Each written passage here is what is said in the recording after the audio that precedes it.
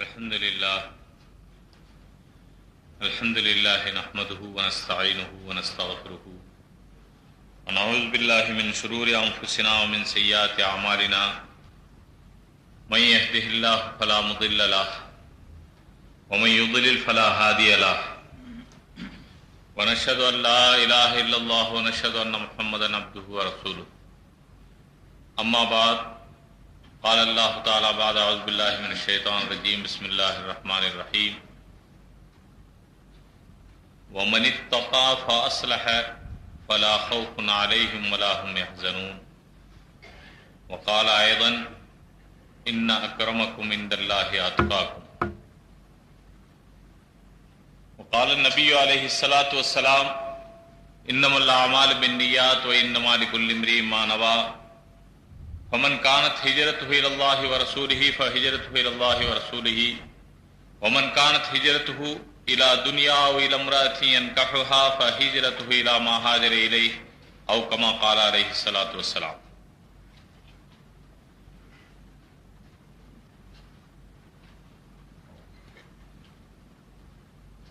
கண்ணியத்திற்குரிய இந்த புனிதமான நிகழ்ச்சியின் தலைவர் அவர்களே,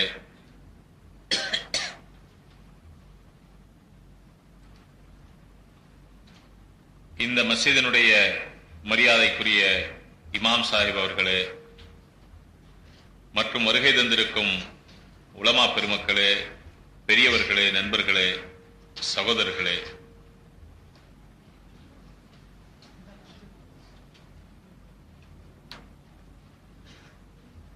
ரமலானுடைய இந்த கடைசி 10 இரவுகள் இருக்கிறதே, ரசூலுல்லாஹி ஸல்லல்லாஹு அலைஹி வஸல்லம் அவர்கள் சொன்னார்கள், லைலத்துல் கத்ருடைய இரவை ஃபில் அஷ்ரில் அவாஹிர், ரமலானுடைய கடைசி 10 இரவுகளிலே நீங்கள் தேடிக்கொள்ளுங்கள் என்று சொன்னார்.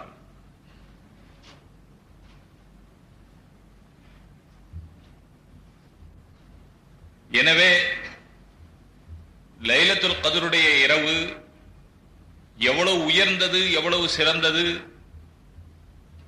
அதை பற்றி, அதனுடைய சிறப்பை பற்றி நீங்கள் எவ்வளவு கேட்டிருந்தாலும் அல்லது சொல்லக்கூடியவர்கள் எவ்வளவு சொல்லி இருந்தாலும் அதையெல்லாம் விட, அவை அனைத்தையும் விட அது மிக மிக உயர்ந்தது.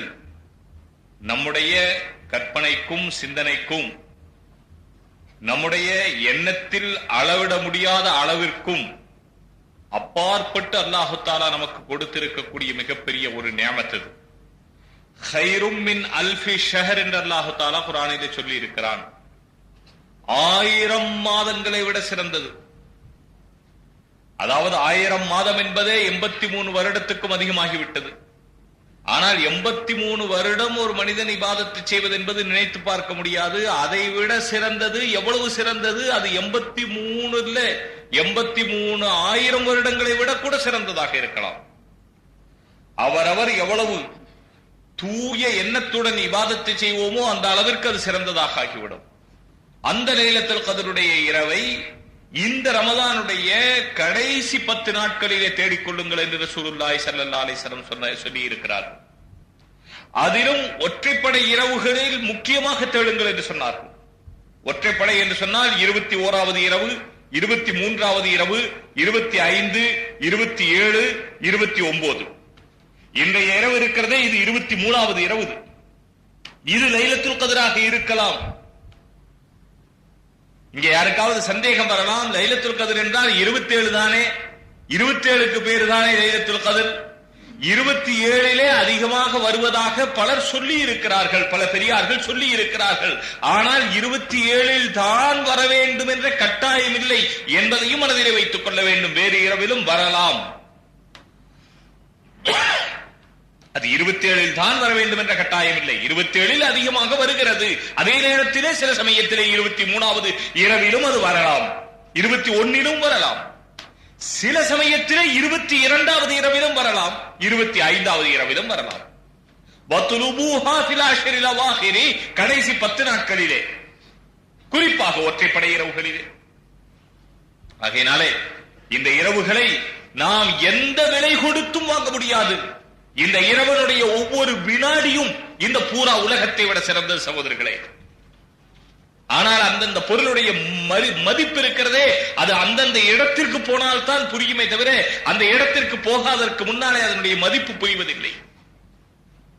சாதாரணமாக தங்கத்தினுடைய மதிப்பு கூட, ஒரு 3 வயது பையனுடைய கையில தங்க காசை கொடுத்து விடுங்கள், தங்க நாணயத்தை கொடுத்து விடுங்கள், அந்த பையன் அதை கடையிலே கொடுத்து விட்டு அவனுக்கு ஒரு 10 சாக்லேட் கொடுத்தால் வாங்கி கொண்டு வந்து விடுவார். எங்களுடைய வீட்டிலே அப்படி ஒரு தடவை நடந்து விட்டது. ஏதோ ஒரு விசேஷத்திலே அந்த தங்க காசு பார்த்த பையன் அதை எடுத்துக்கொண்டு போய் கடையிலே கொடுத்து விட்டான். கடைக்காரர் தெரிந்தோ தெரியாமல் அதை வாங்கி கொண்டு பையன் கேட்டதை கொடுத்தும் விட்டார். அந்த பையனுக்கு தங்கத்தினுடைய விலை தெரியாது, ஏனென்றால் அவன் பையன். ஒரு தங்க காசு என்ன விலை பெறும் என்பது யாருக்கு தெரியும்? எனக்கு தெரியும், உங்களுக்கு தெரியும், என்னையும் உங்களையும் போன்றவர்களுக்கு தெரியும். யாருக்கு அதை மதிப்பிடக்கூடிய அந்த சிந்தனை, அந்த கண்ணோட்டம் இருக்கிறதோ அவர்களுக்குத்தானே தெரிய முடியும். இந்த சின்ன பையனுக்கு அந்த தங்கத்தை பற்றி என்ன தெரியும்? அவனுக்கு சாக்லேட்டை பற்றி தெரியும், அவனுக்கு ஐஸ்கிரீமை பற்றி தெரியும், அவனுக்கு மிட்டாயை பற்றி தெரியும், அவனுக்கு வேறு ஏதாவது சாப்பிடக்கூடிய பொருள்களை பற்றி சொன்னால் அவனுக்கு தெரியுமே தவிர தங்கத்தை பற்றி அவனுக்கு என்ன தெரிய முடியும்? அவன் கொண்டு போய் கடையிலே கொடுத்து விடுவான்.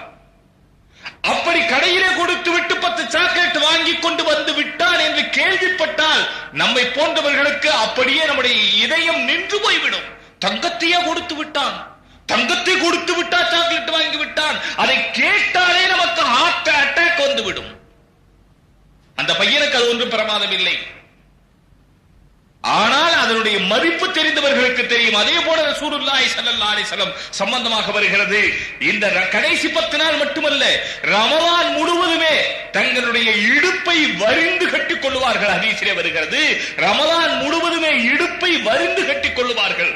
இதற்கு அர்த்தம் அவர்களுடைய மனைவியான ஹஜ்ரத் ஆயிஷா ரலியல்லாஹு தஆலா அன்ஹா சொல்லுகிறார்கள், மனைவிக்கு பக்கத்திலே கூட வரமாட்டார்கள். ரமலானிலும் இரவிலே மனைவிக்கு அருகிலே செல்லுவது கூடும். உஹில்ல லக்கும் லைலத்துஸ் ஸியாமிர் ரஃபஸு இலா நிசாயிக்கும், உஹில்ல லக்கும் லைலத்துஸ் ஸியாமி அர்ரஃபஸு இலா நிசாயிக்கும். உங்களுடைய பெண்களை அணுகுவது உங்களுக்கு ரமலானுடைய காலத்திலே, நோன்பு காலத்திலே ஆகுமாக்கப்பட்டிருக்கிறது, ஹலாலாக்கப்பட்டிருக்கிறது. என்றாலும் கூட ரமலானுடைய இரவுகளிலே, பகலிலும் சரி இரவிலும் சரி, இபாதத்திலே இவ்வளவு ஈடுபட்டு இருப்பார்கள் ரசூலுல்லாஹி ஸல்லல்லாஹு அலைஹி வஸல்லம். மனைவியின் அருகே நெருங்குவதற்கு கூட அவர்களுக்கு நேரம் இருக்காது என்று ஹஜ்ரத் ஆயிஷா ரலியல்லாஹு தஆலா அன்ஹா சொல்லி இருக்கிறார். அப்படிப்பட்ட புனிதமான ஒரு சந்தர்ப்பம் நம்முடைய ஈமானை, நம்முடைய ஈமானுடைய பிரகாசத்தை, ஈமானுடைய ஜோதியை, சகோதரர்களே, எப்படி ஒவ்வொரு பொருளுக்கும் ஓவராயில் பண்ணுவது என்று ஒன்று இருக்கிறது, ரினிவல் பண்ணுவது என்று ஒன்று இருக்கிறது, அதை புதுப்பிப்பது என்று ஒன்று இருக்கிறது, ஒவ்வொரு பொருளுக்கும் இருக்கிறது ஒரு தவணை. அது ஒவ்வொரு பொருளுக்கு ஒரு தவணை இருக்கிறது. அந்த தவணைக்கு பிறகு அதை புதுப்பித்துக் கொள்ள வேண்டும். அதே போல நம்முடைய ஈமானை புதுப்பிப்பதற்கு வருடத்திற்கு ஒரு முறை ரமலானை அல்லாஹ் தருகிறான். சகோதரர்களே, நீங்கள் கோபித்துக் கொள்ளக்கூடாது. ஈமானை புதுப்பித்துக் கொள்வதற்கு தருகிறான் என்று சொன்ன உடனே, எனக்கு இதை சொன்ன உடனேயே ஒரு நிகழ்ச்சி ஞாபகத்திற்கு வந்து விட்டது. நம்முடைய பெரியார் ஒருவர் இருந்தார், மௌலானா அஷ்ரஃப் அலி தானவி என்று சமீப காலத்திலே இருந்தவர்கள். அவர்களிடத்திலே ஒரு தகப்பனார் மகனை கூட்டிக் கொண்டு போனார், அழைத்துக் கொண்டு போனார். போய் அவர் சொன்னார், மகனுக்கு ஒரு 20 வயது இருக்கும். மகனை அழைத்துக் கொண்டு போய் சொன்னார், ஹஜ்ரத் इसको जरा नमाज के लिए बोलो, इन्हें नमाज पढ़ता नहीं है, कब देखे तो भी नमाज पढ़ता नहीं है, इसको जरा नमाज पढ़ने के लिए बोलो அப்படின்னு சொல்லி சொன்னார்.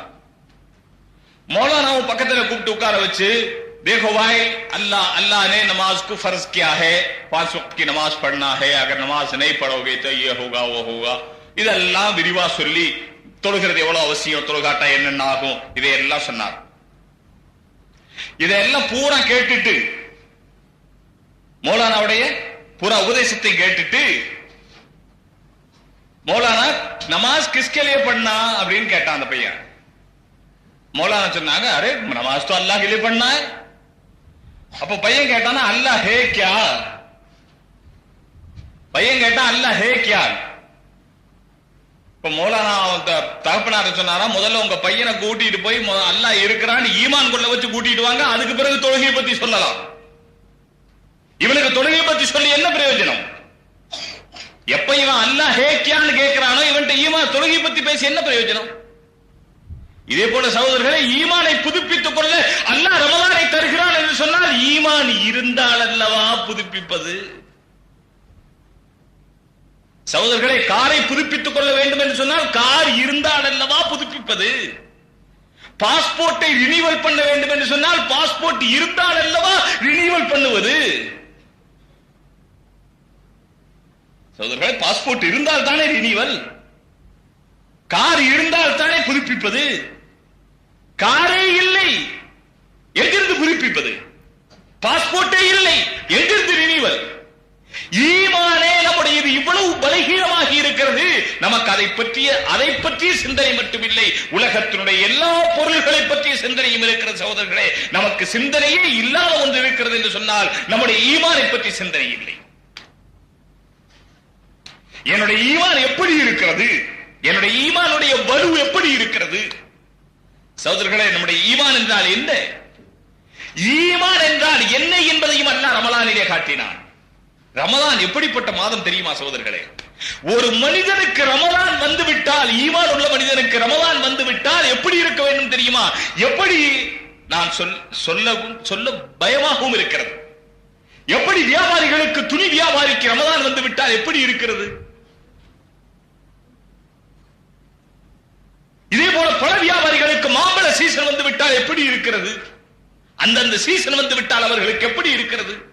அதே போல ஈமான் உள்ளவர்களுக்கு ஈமானை புதுப்பிக்கிற சீசன், ஈமானை தஜ்தீத், அதை வலுப்படுத்திக் கொள்ளுகிற சீசன் என்ற காலத்தினாலே ஈமான் கொண்டவர்களுக்கு ரமலான் வந்த உடனே இவ்வளவு சந்தோஷம், இவ்வளவு மகிழ்ச்சி ஏற்பட்டு விட வேண்டும். வேறு எந்த காலத்திலும் அவ்வளவு மகிழ்ச்சி ஏற்பட்டு விட கூடாது. அதற்குரிய எல்லா காரணங்களையும் ரமலானிலே அல்லாஹ் தஆலா ஏற்படுத்தி தந்திருக்கிறார். முதலாவது குர்ஆனை ரமலானிலே அல்லாஹ் கொடுத்தார். ஹுதல் லின்னாஸ் வ பையினாத்தின் மினல் ஹுதா வல் ஃபுர்கான். குர்ஆனை அல்லாஹ் இறக்கியதே ரமலானில் தான். குர்ஆன் என்றால் என்ன?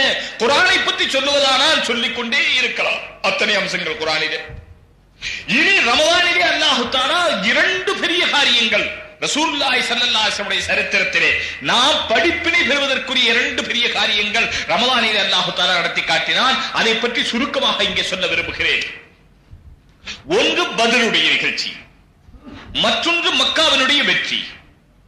பத்ருடைய நிகழ்ச்சி இருக்கிறதே, பத்ரின் காரணமாக பத்ருடைய இரவிலே தான் ரசூலுல்லாஹி ஸல்லல்லாஹு அலைஹி வஸல்லம் இப்படி துஆ செய்தார்கள். மறுநாள் பத்ர் யுத்தம் நடக்க போகிறது. ரமலானுடைய 17வது பகலிலே பத்ர் யுத்தம் நடக்க போகிறது. அன்றைய இரவிலே 17வது இரவிலே ரசூலுல்லாஹி ஸல்லல்லாஹு அலைஹி வஸல்லம் ஒரு கூடாரத்துக்கு கீழே இருந்து துஆ செய்து கொண்டிருக்கிறார்கள். இன்றைக்கும் பத்ர் மைதானத்திற்கு, மக்காவிற்கு மதீனாவிற்கு இடையிலே இருக்கிற பழைய ரோடு, அந்த ரோட்டிலே இருக்கிற பத்ர் மைதானம், அந்த பத்ர் மைதானத்திலே மஸ்ஜித் அரீஷ் என்று ஒன்று இப்பவும் இருக்கிறது. அந்த மஸ்ஜித் அரீஷ் அரீஷ் என்று சொன்னால் கூடாரம் என்ற அர்த்தம். அந்த கூடாரத்துக்கு கீழே ரசூலுல்லாஹி ஸல்லல்லாஹு அலைஹி வஸல்லம் இரவு முழுவதும் சஜ்தாவிலே இருக்கிறார்கள். இரவு முழுவதும் சஜ்தாவிலே இருக்கிறார். சகோதரர்களே, சஜ்தாவிலே இருப்பது என்றால் என்ன? சஜ்தாவிலே இருப்பது என்றால் அல்லாஹ்வுடைய காலிலே நெத்தியை வைத்திருக்கிறான் அடியான். சஜ்தாவிலே மனிதனுக்கு ருசி தெரிய வேண்டும். அப்படி ருசி தெரியவில்லை என்று சொன்னால் இன்னும் ஈமானிலே நாம் கால் எடுத்து வைக்கவில்லை என்ற அர்த்தம். அக்ரபுமா யகூனுல் அப்து அன் யகூன சாஜிதன் லில்லாஹி தஆலா சொன்னார்கள் ரசூலுல்லாஹி ஸல்லல்லாஹு அலைஹி வஸல்லம். ஒரு மனிதன் அல்லாஹ்விற்கு மிக சமீபமாக இருக்கிற நேரம் சஜ்தாவிலே இருக்கும் போதுதான். ஒரு மனிதன் ஆக தொழுகையிலே அல்லாஹ்வுடனே பேசுகிறான், அதிலும் சஜ்தாவில் இருக்கும் போது அல்லாஹ்விற்கு மிக சமீபத்திலே இருக்கிறான். சஜ்தாவிலே இருக்கும் பொழுது அல்லாஹ்விற்கு ஆன சமீபத்திலே இருக்கிறான். என்ன வேண்டுமானாலும் அல்லாஹ்விடத்திலே கேட்கிறான். ரசூலுல்லாஹி ஸல்லல்லாஹு அலைஹி வஸல்லம் பத்ருடைய இரவிலே சஜ்தாவிலே இருக்கிறார்கள். இரவு முடிந்து விடுகிறது, ஆனால் ரசூலுல்லாஹ்வுடைய சஜ்தா முடியவில்லை. அந்த சஜ்தாவிலே ரசூலுல்லாஹ் என்ன சொல்கிறார்கள் தெரியுமா? அல்லாஹும்ம இன் துஹ்லிக் ஹாதிஹில் இஸாபத லன் துஅபத பஅது. யா அல்லாஹ், இந்த சிறு கூட்டத்தை நீ இன்று அழித்து விடுவாயானால், ஆக மொத்தம் இருந்ததே கடைசியாக அங்க 313 பேர் தான். அந்த 313 பேர் தான் சஹாபாக்கள். இந்த 313 பேர் இந்த யுத்தத்திலே இவர்கள் அழிந்து போய் விடுவார்களே ஆனால், இன்று இவர்கள் தோற்று போய் விடுவார்களே ஆனால், இவர்கள் தோல்வி முகம் கண்டுபிடுவார்களே ஆனால், இதற்கு பின்னாலே இஸ்லாத்தினுடைய நாமத்தை சொல்லுவதற்கு கூட யாரும் இருக்க மாட்டார்கள். யா அல்லாஹ், உன்னை வணங்குகிறவர்கள் இந்த உலகத்திலே யாரும் இருக்க மாட்டார்கள். இஸ்லாம் இந்த உலகத்திலே இருக்கவே இருக்காது. உன்னுடைய பெயரை சொல்லுகிறவர்களும் இந்த உலகத்திலே இருக்கவே இருக்க மாட்டார்கள். என் துஹலிக் ஹாதிஹில் இஸாபத்தலன் தௌபது பஅது, இந்த கூட்டத்தை நீ அழித்து விடுவாயானால் இதற்கு பின்னாலே உன்னை இபாதத்து செய்கிறவர்கள் இந்த உலகத்திலே இருக்கவே மாட்டார்கள். எனவே அல்லாஹ் தஆலா ஏற்கனவே வாதா செய்திருக்கிறான் வெற்றி கொடுப்பேன் என்று. ஆனாலும் கூட ரசூலுல்லாஹ் நாம் கேட்பதை கேட்கத்தான் வேண்டும். அல்லாஹ் வாதா செய்து விட்டார் என்பதற்காக நாம் நிமிர்ந்திருக்க முடியுமா? அல்லாஹ் தேவையற்றவன், அல்லாஹ் கனி. அல்லாஹ் தஆலா யாரை பற்றியும் அவனுக்கு எந்த பொருட்படுத்த வேண்டிய எந்த கட்டாயம் இல்லையே. எனவே நாம் கேட்பதை கேட்கத்தான் வேண்டும். நாம் பயப்படுவதை பயப்பட்டுக் கொண்டே நான் இருக்க வேண்டும் என்ற காரணத்தினாலே ரசூலுல்லாஹி ஸல்லல்லாஹு அலைஹி வஸல்லம் கேட்டுக்கொண்டே இருக்கிறார். சரி, பத்ர் என்ற அந்த யுத்தம் எப்படி நடக்க ஆரம்பித்தது என்றால், ரசூலுல்லாஹி ஸல்லல்லாஹு அலைஹி வஸல்லம் மக்காவிலே இருக்க முடியாமல், காஃபிர்களுடைய தொல்லை தாங்க முடியாமல், பகிரங்கமாக எந்த வேலையும் செய்ய முடியாமல், தீனுடைய தாவத்தினுடைய தப்லீகினுடைய எந்த வேலையும் பகிரங்கமாக செய்ய விடவில்லை, துன்புறுத்திக் கொண்டே இருக்கிறார் என்ற காரணத்தினாலே அல்லாஹ்வுடைய அனுமதியின் பேரிலே மக்காவை விட்டு மதீனாவிற்கு சென்று விட்டார்கள். மதீனா வாசிகள் ரசூலுல்லாஹி ஸல்லல்லாஹு அலைஹி வஸல்லம் வரவேற்றார்கள், அரவணைத்துக் கொண்டார்கள். மதீனா வாசிகள் ரசூலுல்லாஹி ஸல்லல்லாஹு அலைஹி வஸல்லம் மதீனாவிற்கு போவதற்கு முன்னாலேயே மதீனாவில் உள்ள வீடுகளிலே அநேகமான வீடுகள் இஸ்லாமை ஏற்றுக்கொண்டார்கள். எப்பொழுது ரசூலுல்லாஹ் மதீனாவுக்கு வருகிறார்கள் என்று தெரிந்ததோ, அப்பொழுது மதீனாவை விட்டு எத்தனையோ மைல் தூரம் வெளியே வந்து மக்கள் மரங்களின் மீது ஏறி ரசூலுல்லாஹ் எங்கே வருகிறார்கள் என்று அவர்களை எதிர்பார்த்தார்கள். இப்போ இது போன்ற சிறு சிறு குழந்தைகள் எல்லாம் மரத்தின் மீது ஏறி பார்த்தார்களாம். ரசூலுல்லாஹ் ஊருக்குள்ளே நுழையும் போதே இன்று வரவேற்கிறார்கள். என்ன வரவேற்கிறார்கள்? இதோ எங்களுடைய ரசூல் ஸல்லல்லாஹு அலைஹி வஸல்லம் மதீனா வாசிகள் வரவேற்கிறார்கள். ரசூலுல்லாஹ்வை பார்க்கவில்லை, இன்னும் ஊருக்கு அப்பாலே வந்து கொண்டிருக்கிறார்கள். அங்கே பார்க்கும் போதே சொன்னார்கள், தலால் பத்ரு அலைனா, பௌர்ணமி நிலவு எங்களுடைய ஊருக்குள்ளே வந்து விட்டது என்று சொன்னார்கள். தலால் பத்ரு அலைனா. இப்ப நம்ம வெறும் பைத்தை தான் படிக்கிறோம், அதனுடைய அர்த்தம் கூட நமக்கு தெரியாது, அதனுடைய கருத்து கூட நம்ம மனசுல ஏற்றிக் கொள்றது இல்லை. அந்த அளவுக்கு நமக்கு நேரமும் இல்லை. அந்த குழந்தைகள் படித்த பைத்தது தலால் பத்ரு அலைனா. ரசூலுல்லாஹ்வுக்கு அவர்கள் பெயர் சொன்னார்கள், பத்ர் என்று பெயர் சொன்னார்கள், பௌர்ணமி என்று பெயர் சொன்னார்கள், முழு நிலவு என்று பெயர் சொன்னார்கள். முழு நிலவு எங்களுடைய ஊருக்குள்ளே வந்து விட்டது என்று சொன்னார்கள் என்று சொல்லி வரவேற்றார்கள். ஆக மதீனாவிற்கு வந்ததற்கு பிறகு மக்காவாசிகள் பிறகும் ரசூலுல்லாஹ்வை வெளியிருந்து கொண்டு துன்புறுத்திக் கொண்டிருக்கிறார்கள். இப்பொழுது இவர்களுடைய துன்புறுத்துதலை அடக்குவதற்கு என்ன வழி? ரசூலுல்லாஹி ஸல்லல்லாஹு அலைஹி வஸல்லம் ஆலோசனை செய்து, அவர்கள் துன்புறுத்தாமல் இருக்க வேண்டும், அவர்களை போய் நாம் எதுவும் செய்யவில்லை, அவர்கள் நம்மை துன்புறுத்தாமல் இருக்க வேண்டும் என்பதற்காக அவர்கள் வியாபார கூட்டமாக செல்லுகிற அல்லது வியாபாரம் செய்துவிட்டு திரும்புகிற வழியிலே அவர்களுடைய சக்தியை குறைப்பதற்காக அந்த வியாபார கூட்டங்களை மறித்து அவர்களுடைய பொருள்களை அவர்களிடத்திலே செல்ல விடாமல் தடுத்தார்கள். ஏனென்றால் இந்த பொருள்கள் அங்கே சென்றால் அவர்களுக்கு பலு கூடும், அதன் காரணமாக இஸ்லாமினுடைய தப்லீக் வேலைக்கு அவர்கள் இடைஞ்சல் செய்வார்கள் என்பதற்காக, இஸ்லாமினுடைய வேலைக்கு இடைஞ்சல் செய்யக்கூடாது என்பதற்காக, அவர்களுடைய சக்தியை குறைப்பதற்காக வியாபார கூட்டங்களை மடக்கி அவர்களுடைய செல்வங்கள் அவர்களுக்கு செல்ல விடாமல் தடுத்தார்கள். அப்படி ஒரு நாள் கேள்விப்பட்டார்கள், அபூ சுஃபியான் என்ற பெரிய தலைவர், அந்த காலத்திலே காஃபிர்களுடைய மிக பெரும் தானை தலைவராக விளங்கினார். அவருடைய கூட்டம் சிரியாவில் இருந்து வந்து கொண்டிருக்கிறது, மதீனா வழியாக அது மக்காவை நோக்கி சென்று கொண்டிருக்கிறது என்று ரசூலுல்லாஹ் மதீனா மஸ்ஜித் நபவியிலே மதீனாவிலே இருக்கும் பொழுது கேள்விப்பட்டார்கள். கேள்விப்பட்ட உடனேயே சொன்னார்கள், நாம் உடனே போய் அந்த கூட்டத்தை தடுக்க வேண்டும், அவர்களுடைய செல்வம் அங்கே போக விடாமல் தடுக்க வேண்டும் என்று ஆலோசனை செய்தார்கள். ஃபஜ்ர் தொழுகை முடிந்த உடனே புறப்பட வேண்டும் என்று சொன்னார்கள். இப்பொழுது இந்த காலத்திலே மாதிரி வீடுகள் எல்லாம் ஒரே இடத்திலே சேர்ந்து இருக்கவில்லை. அந்த காலத்திலே இப்பொழுதும் பார்க்கலாம், சில இடங்களிலே கூடாரங்கள் போட்டு தங்குகிறவர்கள் எப்படி தங்குவார்களோ, இங்கே கொஞ்சம் ஒரு 10 கூடாரம், அங்கே ஒரு 10 கூடாரம், அங்கே ஒரு 10 கூடாரம், 2 மைல் 4 மைல் 8 மைல் 10 மைல் அப்படியாக தங்கியிருந்தார்கள். அப்போ தொழுக வந்தவர்கள் சிலர் கையிலே ஆயுதங்கள் கொண்டு வந்திருந்தார்கள், பலர் ஆயுதம் இல்லாமல் தான் வந்திருந்தார்கள். வெறுமனே தொழுக வந்தவர்கள் எப்படி வந்திருப்பார்கள்? பஞ்சல் தொழுகைக்கு நாம் வந்தால் என்ன ஆயுதம் கொண்டு வருவோம்? இன்று ஆயுதமே நாம் வைக்க வேண்டிய அவசியம் இல்லை, தேவையும் இல்லை. அந்த காலத்திலே அது காடுகளாக இருந்த காரணத்தினாலே கையிலே ஆயுதம் வைத்திருந்தார்கள். சிலர் வைத்திருந்தார்கள், பலர் வைக்காமல் இருந்தார்கள். ரசூலுல்லாஹி ஸல்லல்லாஹு அலைஹி வஸல்லம் ஃபஜ்ர் தொழுத உடனே புறப்பட வேண்டும். எதற்காக? அபூ சுஃபியானுடைய கூட்டத்தை தடுப்பதற்காக. சஹாபாக்கள் சரி என்று புறப்பட்டார்கள். அதில் சிலர் சொன்னார்கள், நாங்கள் ஆயுதம் கொண்டு வரவில்லை, வீட்டுக்கு போய் நாங்கள் ஆயுதம் எடுத்து வருகிறோம்.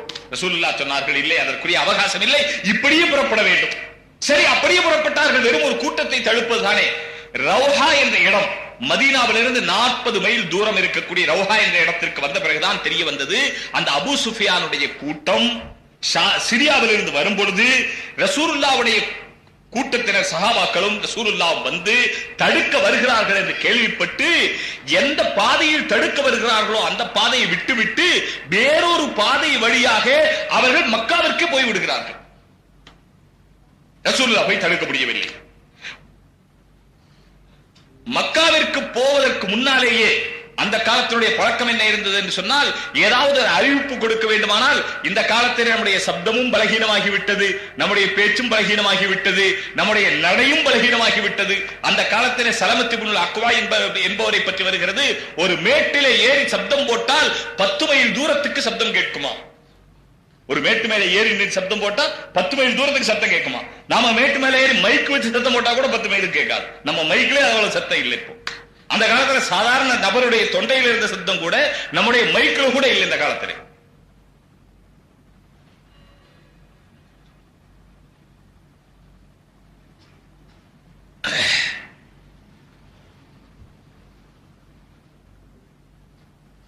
இவர்கள் என்ன செய்தார்கள்?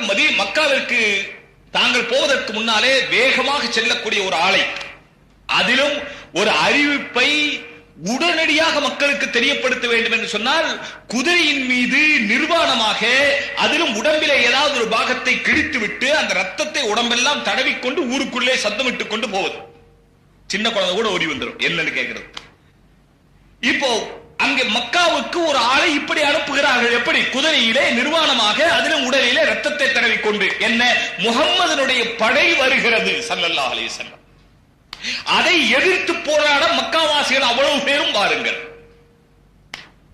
ரசூலுல்லாஹ் போனது கொஞ்சம் பேரை ஆயுதம் இல்லாமல் அழைத்துக் கொண்டு இந்த அபூ சுஃபியானுடைய வியாபார கூட்டத்தை தடுப்பதற்காகத்தான் போனார்களே தவிர யுத்தம் செய்வதற்கல்ல. ஆனால் அவர்கள் யுத்தத்திற்கு அறிவிப்பு கொடுத்து விட்டார்கள். மக்காவாசிகள் திரண்டு வந்து விட்டார்கள். இப்பொழுது ரௌஹா என்ற இடத்திற்கு போனதற்கு பிறகுதான் இந்த விஷயம் தெரிந்தது. இப்பொழுது திரும்பி வரவும் முடியாது. திரும்பி வந்தால் அவர்கள் யுத்தத்திற்கு தயாராக வந்த பிறகு நாம் திரும்பி வந்தால் அது நம்முடைய வீரத்திற்கு மாற்றம் மட்டுமல்ல, அவர்கள் நம்முடைய ஊரின் மீது படையெடுக்கவும் செய்யலாம். எனவே யுத்தத்திற்கு போயாக வேண்டும். பிறகு முஹாஜிரீன்கள் அன்சார்கள் இடத்தில் ஆலோசனை செய்தார்கள். நீண்ட நிகழ்ச்சி. சஹாபாக்கள் முன் தயாரிப்பு இல்லாமல் வந்தார்கள். ஆனாலும் என்ன செய்யலாம் என்று கேட்கும் போது சஹாபாக்கள் என்ன சொன்னார்கள் தெரியுமா? அல்லாஹ்வின் மீது நம்பிக்கை வைத்தார்கள். எங்களுடைய நம்பிக்கை ஆயுதத்தின் மீது அல்ல, எங்களுடைய நம்பிக்கை பணத்தின் மீது அல்ல, எங்களுடைய நம்பிக்கை படையின் மீது அல்ல, எங்களுடைய நம்பிக்கை பலத்தின் மீது அல்ல, எங்களுடைய நம்பிக்கை எண்ணிக்கையின் மீது அல்ல, எங்களுடைய நம்பிக்கை எங்களுடைய எந்த வசதி வாய்ப்பின் மீது அல்ல, எங்களுடைய நம்பிக்கை அல்லாஹ்வின் மீது. இதை வைத்துத்தான் சஹாபாக்கள் சொன்னார்கள், இல்லையானால் தொழுக வந்தவர்கள் எப்படி யுத்தத்திற்கு போக முடியும்? நம்முடைய ராணுவத்தை யுத்தத்திற்கு அனுப்புவதானால் எத்தனை தயாரிப்பு செய்ய வேண்டியது இருக்கிறது, அவர்களுக்கு என்னென்ன கொடுத்து புஷ்டியத்த வேண்டியது இருக்கிறது. இவர்களிடத்திலே உண்ணுவதற்கு உணவில்லை, உடுத்துவதற்கு உடை இல்லை. போகட்டும், உடுத்துவதற்கு உடை இல்லை என்றால் பரவாயில்லை, உண்ண உணவில்லை என்று சொன்னால் யுத்தம் என்ன செய்வீர்கள்? சோதர்களே, உண்ண உணவில்லாமல் யுத்தமா செய்ய முடியும்? உண்ண உணவில்லாமல் நோன்பு வைத்திருக்கிறவர்கள் பாருங்களேன், மஸ்ஜிதிலே லொஹருக்கு பிறகு அந்த படுத்திருக்கிறவர்களை பார்க்க வேண்டும், அவர்களுடைய வயிறு எப்படி இருக்கிறது. இவர்களை பிடித்து யுத்தத்துக்கு அனுப்பினால் எப்படி இருக்கும்? சாதாரணமாக சஹர் சாப்பிட்டு விட்டு அசருக்கு முன்னாலே படுத்திருக்கும் போது வயிற்றை பார்க்க வேண்டும் எப்படி இருக்கிறது. எவ்வளவு பெரிய குழி. அவர்கள் உண்ணுவதற்கு எதுவும் எடுத்து செல்லவில்லை, உடுத்துவதற்கு உடையும் கொண்டு போகவில்லை. சரி, இவைகளெல்லாம் இல்லாவிட்டால் கூட பரவாயில்லை, யுத்தம் செய்வதற்கு வாழாவது இருக்க வேண்டாமா? அது கூட பலரிடத்திலே இல்லை சகோதரர்கள். ஆனால் சொன்னார்கள், நாங்கள் மூசா அலைஹிஸ்ஸலாமுடைய கௌமை போலல்ல. இதுஹப் அன்த வ ரப்புக ஃபகாத்திலா இன்னா ஹுனா காயிதூன். மூசா அலைஹிஸ்ஸலாமுடைய கௌம் சொன்னார்களே, மூசாவே நீங்கள் உங்களுடைய ரப்பும் போய் யுத்தம் செய்யுங்கள், நாங்கள் இங்கே உட்கார்ந்து இருக்கிறோம் என்று சொன்னார்களே, அப்படிப்பட்ட கௌம் அல்ல நாங்கள். இதுஹப் அன்த வ ரப்புக, இதுஹப் என்றால் செல்லுங்கள். யார் செல்லுங்கள்? அந்த நீங்களும், வ ரப்புக உங்களுடைய ரப்பும் செல்லுங்கள், ஃபகாத்திலா போய் நீங்கள் ரெண்டு பேரும் சண்டை போடுங்கள், யுத்தம் செய்யுங்கள். இன்னா ஹுனா காயிதூன், நாங்கள் இங்கே உட்கார்ந்து இருக்கிறோம், நாங்கள் வரமாட்டோம். ஏனென்றால் எங்களிடத்திலே உணவில்லை, உடை இல்லை, பலம் இல்லை, படை இல்லை, ஆயுதம் இல்லை, ஆகையினாலே நாங்கள் வரமாட்டோம், நீங்கள் செல்லுங்கள் என்று சொல்லுகிற கூட்டம் அல்ல. மூசா அலைஹிஸ்ஸலாமுடைய கூட்டத்தை போலல்ல நாங்கள். தாங்கள் என்ன சொன்னாலும், தாங்கள் கடலிலே குதிக்க சொன்னால் கடலிலே குதிப்போம், நெருப்பிலே குதிக்க சொன்னால் நெருப்பிலே குதிப்போம், நாயகமே தாங்கள் என்ன சொல்லுகிறீர்களோ அதை நாங்கள் செய்வோம் என்று எந்த விதமான தயாராகுவதற்குரிய எந்த முகாந்தரமும் அவர்களிடத்தில் இருக்கவில்லை. ஆனாலும் அல்லாஹ்வை நம்பினார்கள். சரி, பதிலுக்கு போய்விட்டார்கள். பதிலுக்கு போனால் அங்கே என்ன நடந்தது? மக்காவுடைய காபிர்கள் பெரிய படையுடனே, சொல்லப்படுகிறது ஏறக்குறைய 1000 பேர், அதிலும் நல்ல புஷ்டியானவர்கள், எல்லா வகையான மது மங்கை, இன்னும் அவர்களுக்கு யுத்தத்திற்கு உற்சாகமூட்டக்கூடிய எல்லா விதமான நடனங்கள், தாளங்கள், மேளங்கள், கருவிகள் எல்லாமே சரித்திரத்தில் எழுதப்பட்டிருக்கிறது. இனி என்னென்ன சாப்பிட வேண்டுமோ அதற்கு தகுந்த உணவுப் பொருட்கள் எல்லாமே எடுத்துக்கொண்டு, இனி அந்த படைகளை 700 ஒட்டகைகள், 200 குதிரைகள், 700 ஒட்டகை, 200 குதிரை, எல்லோரிடத்திலும் இப்படிப்பட்ட வாள். அந்த வாளுடைய மின்னுதலிலேயே மற்றவர்களுடைய கண் கூசி அவர்களுடைய கண் பார்வை இழந்து விடுமோ என்று நினைக்கிற அளவுக்கு மின்னக்கூடிய வாள்கள் எல்லோருடைய கையிலும். இனி அந்த படையை நடத்துவதற்கு அபூஜஹல் போன்ற பெரிய பெரிய தலைவர்கள். அபூஜஹலை பற்றி என்ன நினைக்கிறீர்கள்?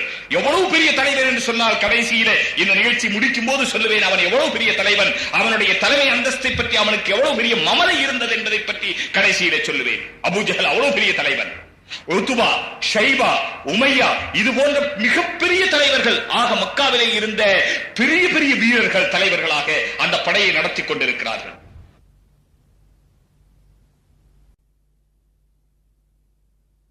உத்பா, ஷைபா, உமையா, இது போன்ற மிகப்பெரிய தலைவர்கள், ஆக மக்காவிலே இருந்த பெரிய பெரிய வீரர்கள் தலைவர்களாக அந்த படையை நடத்தி கொண்டிருக்கிறார்கள். அவர்கள் முதலிலே வந்த காரணத்தினாலே நல்ல இடத்தையும் பிடித்துக் கொண்டார்கள். நம்முடைய சஹாபாக்கள் ரசூலுல்லாஹ் இருப்பதே 313 பேர். அதிலும் ஒட்டிய வயிறு, குழிவிழந்த கன்னங்கள், குழிவிழந்த கன்னங்கள், வற்றிப்போன கண்கள், அவர்களுடைய கையிலே வாளுமில்லை. இருப்பதோ 2 குதிரை, 70 ஒட்டகம், அவர்களிடத்திலே 700 ஒட்டகம், இங்கே 70 ஒட்டகம், அங்கே 200 குதிரைகள், இங்கே 2 குதிரைகள், அங்கே எல்லோரிடத்திலும் வாள், இங்கே சேரிடத்தில் தான் வாள் இருக்கிறது, மற்றவர்களிடத்திலே ஏதோ கை தடிகள் இருக்கிறது, மற்றவர்களிடத்திலே அது கூட இல்லை. சகோதரர்களே, இதுவெல்லாம் ஒரு புறம் இருக்க, வயிறு ஒட்டி போய் கிடக்கிறது, நடக்க கூட சக்தி இருக்க முடியாதே. இனி அவர்களுடைய உடையினுடைய நிலை என்ன இருந்தது என்று சரித்திரத்திலே எழுதுகிறார்கள். அவர்கள் நடக்கும் போது 2 பாகத்தையும் பிடித்துக் கொண்டு நடக்கிறார்கள். ஏனென்றால் அவர்கள் கீழே கட்டி இருக்கிற துணி கூட அதை முழுமையாக மூட முடியாத அளவுக்குள்ள சின்ன துணி, மேலே போடுவதற்கு அறவே துணி இல்லை. என்ன யுத்தம் செய்ய முடியும்? இதை அல்லாஹு தஆலா குர்ஆனிலே வர்ணிக்கிறான். அருமையான வாசகத்தை உபயோகித்திருக்கிறான். நாம் சிந்திக்க கூட முடியாது, அவன் அல்லாஹ். ஆகையினாலே அப்படிப்பட்ட வாசகம். லகத் நஸரக்கல்லாஹு பிபத்ரின் வ அன்தும் அதில்லா. உங்களுக்கு அல்லாஹ் தஆலா பத்ரிலே உதவி செய்தான். அல்லாஹ் உதவி செய்தான். பத்ரிலே யாரும் உதவி செய்யவில்லை, யாருடைய வாளும் வேலை செய்யவில்லை, யாருடைய ஆயுதமும் வேலை செய்யவில்லை, நான் உதவி செய்தேன் அல்லாஹ் சொல்லுகிறான்.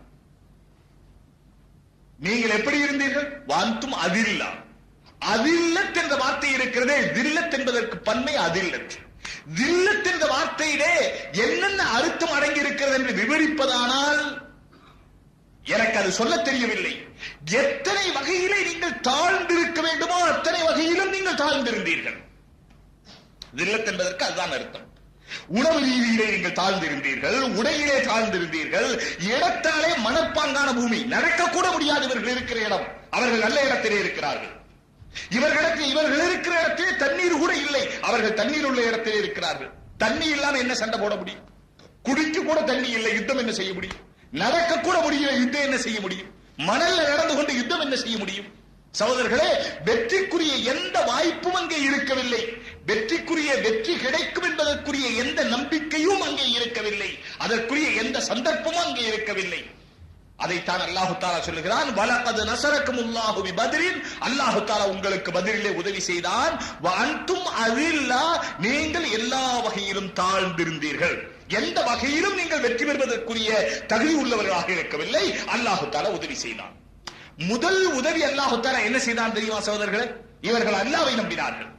நாம் வெற்றி பெறுவது இன்றும் முஸ்லிம்களாகிய நாம், நம்முடைய உள்ளத்திலே ஈமான் இருக்குமானால், அந்த பத்ரிலே சஹாபாக்களுடைய உள்ளத்திலே எந்த ஈமான் இருந்ததோ அந்த ஈமானை உருவாக்குவதற்குத்தான் ரமலான் வருகிறது. அதைத்தான் சொல்ல வருகிறேன்.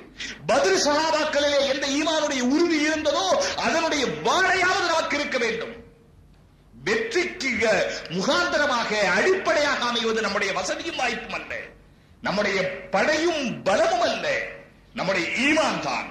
நம்முடைய கல்வியிலே அல்லாஹ்வை பற்றிய நம்பிக்கை அழுத்தமாக இருக்குமானால், ஆழமாக இருக்குமானால், உறுதியாக இருக்குமானால், வலுவாக இருக்குமானால், இந்த உலகத்தினுடைய எந்த சக்தியும் நம்மை எதுவும் செய்ய முடியாது. ஏனென்றால் இந்த உலகத்தினுடைய எந்த சக்தியையும் நாம் தேடுவதே இல்லை. இந்த உலகத்தினுடைய பதவியை நாம் தேடுவதில்லை, இந்த உலகத்தினுடைய பட்டத்தை நாம் தேடுவதில்லை, இந்த உலகத்தினுடைய பணத்தை நாம் தேடுவதில்லை, இந்த உலகத்தினுடைய ஆட்சியை நாம் தேடுவதில்லை. ஏனென்றால் நாம் இந்த உலகத்திலே இருக்கப் போகிறவர்களே இல்லை. நாம் இருக்கும் இடம் மறுமை என்று நம்புகிறோம். இல்லையா சகோதரர்களே? நாம் இருக்கும் இடம் இந்த உலகமா? நாம் இருக்கும் இடம் இந்த உலகமா? இல்லை. நமக்கு முன்னாலே இருந்தவர்கள் எல்லாம் இந்த உலகத்திலே இருந்து கொண்டே இருக்கிறார்களா? நான் தான் மன்னன் என்று சொன்னவர்கள் எல்லாம் எங்கே? நான் மன்னாதி மன்னன் என்று சொன்னவர்கள் எல்லாம் எங்கே? சகோதரர்களே, நான் குறித்து சொல்ல விரும்பவில்லை. ஆலம்கீர் என்று சொன்னால் என்ன அர்த்தம் தெரியுமா? ஒரு மன்னன் தனக்கு ஆலம்கீர் என்று பெயர் வைத்திருந்தார். ஆலம்கீர் என்று சொன்னால் அண்டத்தை அடக்கி ஆளுபவர் என்று அர்த்தம். அண்டத்தை எங்கே அவர் கபருக்குள்ளே அடங்கி விட்டார். அவர் அடக்கப்பட்டு விட்டார், அவர் அடக்கப்பட்டு விட்டார். ஜஹாங்கீர், ஜஹாங்கீருக்கு அதுதான் அர்த்தம். ஜஹான் என்றால் உலகம், ஆலம் என்றால் உலகம், கீர் என்றால் பார்சி வார்த்தை, பார்சியிலே அமரது. அந்த இரண்டும் சேர்ந்து அது ஒரு ஒரு செயல்பாட்டு வினையாக உருப்பெறுகிறது. ஜஹாங்கீர், இந்த உலகத்தை பிடிப்பவர் என்ற அர்த்தம். ஷாஜஹான் என்ன அர்த்தம்? ஷா என்றால் அரசர் என்ற அர்த்தம், ஜஹான் என்றால் உலகம் என்ற அர்த்தம். உலகாலும் அரசர் ஷாஜஹான். ஷாஜஹான், ஜஹாங்கீர், அவுரங்கசீப், ஆலம்கீர், எங்கே அவர்கள் எல்லாம்?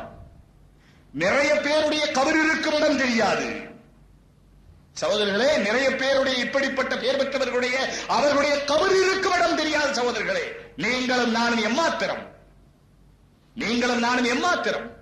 எவ்வளவு நேரம் இந்த உலகத்திலே இருக்க போகிறோம்? எனவே இந்த உலகத்தை நாம் சதம் என்று நினைப்பதில்லை, இந்த உலகம் தரமானது என்றும் நினைப்பதில்லை, இந்த உலகத்தை நிரந்தரமானது என்று நினைப்பதில்லை.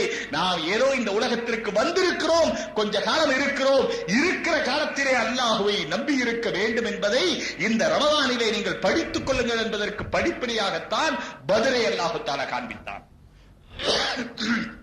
அவர்களிடத்திலே எந்த வலுவும் இல்லை, அல்லாஹ்வை நம்பினார்கள், அல்லாஹ் தஆலா உதவி செய்தான். அல்லாஹ் எப்படி உதவி செய்தான் தெரியுமா? இந்த 313 பேர், அங்கே 950 பேர், அந்த 950 மகா வலு. இந்த 313 பேரிடத்திலே எந்த வலுவும் இல்லை. அவர்கள் தங்களுடைய படைகளை வரிசையாக நிப்பாட்டிக் கொண்டிருக்கிறார்கள். பெரிய பெரிய படை தளபதிகள். அபூஜஹல் ஒரு பக்கம் தன்னுடைய படையை வரிசைப்படுத்திக் கொண்டிருக்கிறான், உத்வா ஒரு பக்கம் வரிசைப்படுத்திக் கொண்டிருக்கிறான், ஷைபா ஒரு பக்கம் இருக்கிறான், உமையா ஒரு பக்கம் இருக்கிறான். பெரும் பெரும் தலைவர்கள் தங்களுடைய படைகளை வரிசை கிரமப்படுத்தி எப்படியெல்லாம் இருக்க வேண்டுமோ, யுத்தம் செய்ய வேண்டுமோ அதையெல்லாம் அங்கே படித்துக் கொடுத்துக் கொண்டிருக்கிறார்கள். இங்கே முஹம்மது ரசூலுல்லாஹி ஸல்லல்லாஹு அலைஹி வஸல்லம் தான் தலைவர். அவர்களுடைய கையில் அவர்களும் பெரிய ஆயுதம் ஏந்தி இருக்கவில்லை, மற்ற சஹாபாக்களும் பெரிய ஆயுதம் ஏந்தி இருக்கவில்லை. இங்கே படைகளை வரிசைப்படுத்துவதற்கு படைக்கே வலுவில்லையே, வரிசை எங்கிருந்து படுத்துவது? இந்த நிலையிலே அன்று இரவு கழிகிறது, 17வது இரவு. அன்று இரவு அவர்கள் என்ன நினைத்துக் கொண்டிருக்கிறார்கள் தெரியுமா? காபிர்கள் விடியும் விடிந்த உடனே யுத்தம் ஆரம்பமாகும். யுத்தம் ஆரம்பித்த உடனே கொஞ்ச நேரத்திலே இந்த 313 பேருடைய கதையும் முடிந்துவிடும், நாம் வெற்றி பெற்று விடுவோம் என்பதுதான் அன்று இருந்த நிலை. ஆனால் மறுநாள் காலையிலே வானமும் பூமியும் ஒரு மிகப்பெரிய வேடிக்கை பார்த்தது. இருந்த நிலைக்கு நேர் மாறாக நடந்தது. எப்படி நடந்தது? அல்லாஹ் நடத்தினான் நடந்தது. அல்லாஹ் நடத்தினான், இவர்கள் நடத்தவில்லை. சாதாரணமாக அந்த காலத்தில் யுத்தம் செய்யும் போது எடுத்த உடனே யுத்தம் செய்யறது, எப்படி போய் யுத்தம் செய்யறது, அப்படி இந்த காலத்தில் அப்படி யுத்தமே இல்லை. அந்த காலத்தில் யுத்தம் செய்யும் போது பழக்கம் இல்லைன்னு சொன்னா, இரண்டு தரப்பாருக்கும் வேகம் வரணுமா இல்லையா? சண்டை போடுறதுக்கு முதல்ல வேகம் வரணும். எப்படி முதல்ல தெருவில் சண்டை போடுறவங்க முதல்ல வாயில பேசணும், நீயா பாத்துக்கலாமா, முடியுமா, உன்ன பாரு 100 பேரை பார்த்து, அப்படி இப்படி பேசி பேசி பேசி பேசி என்ன ஆகும், அப்படியே விரைக்கணும். கை காலம் விரைச்ச பிறகு அப்புறம் அடிக்கிறது. அப்ப முதல்ல பேசி பேசி தான் விரைப்பு உண்டாக்கணும். அப்ப அது மாதிரி என்ன செய்வாங்க, அந்த பக்கம் கொஞ்சம் பேர், இந்த பக்கம் அந்த பக்கம் அந்த படை, இந்த பக்கம் இந்த படை நின்று 2 படைக்கும் ஒரு வேகம் வரணுமே. அதுக்காக முதல்ல அங்கிருந்து கொஞ்சம் 1 2 பேர் 3 பேர், இங்க இருந்து 2 3 பேர் போய் அந்த 2 3 பேர் மட்டும் சண்டை போடுறது. அந்த வாள்ல இப்ப நம்ம வாள் எங்க பார்த்தோம்? வாள் நம்ம பார்த்ததே இல்லை.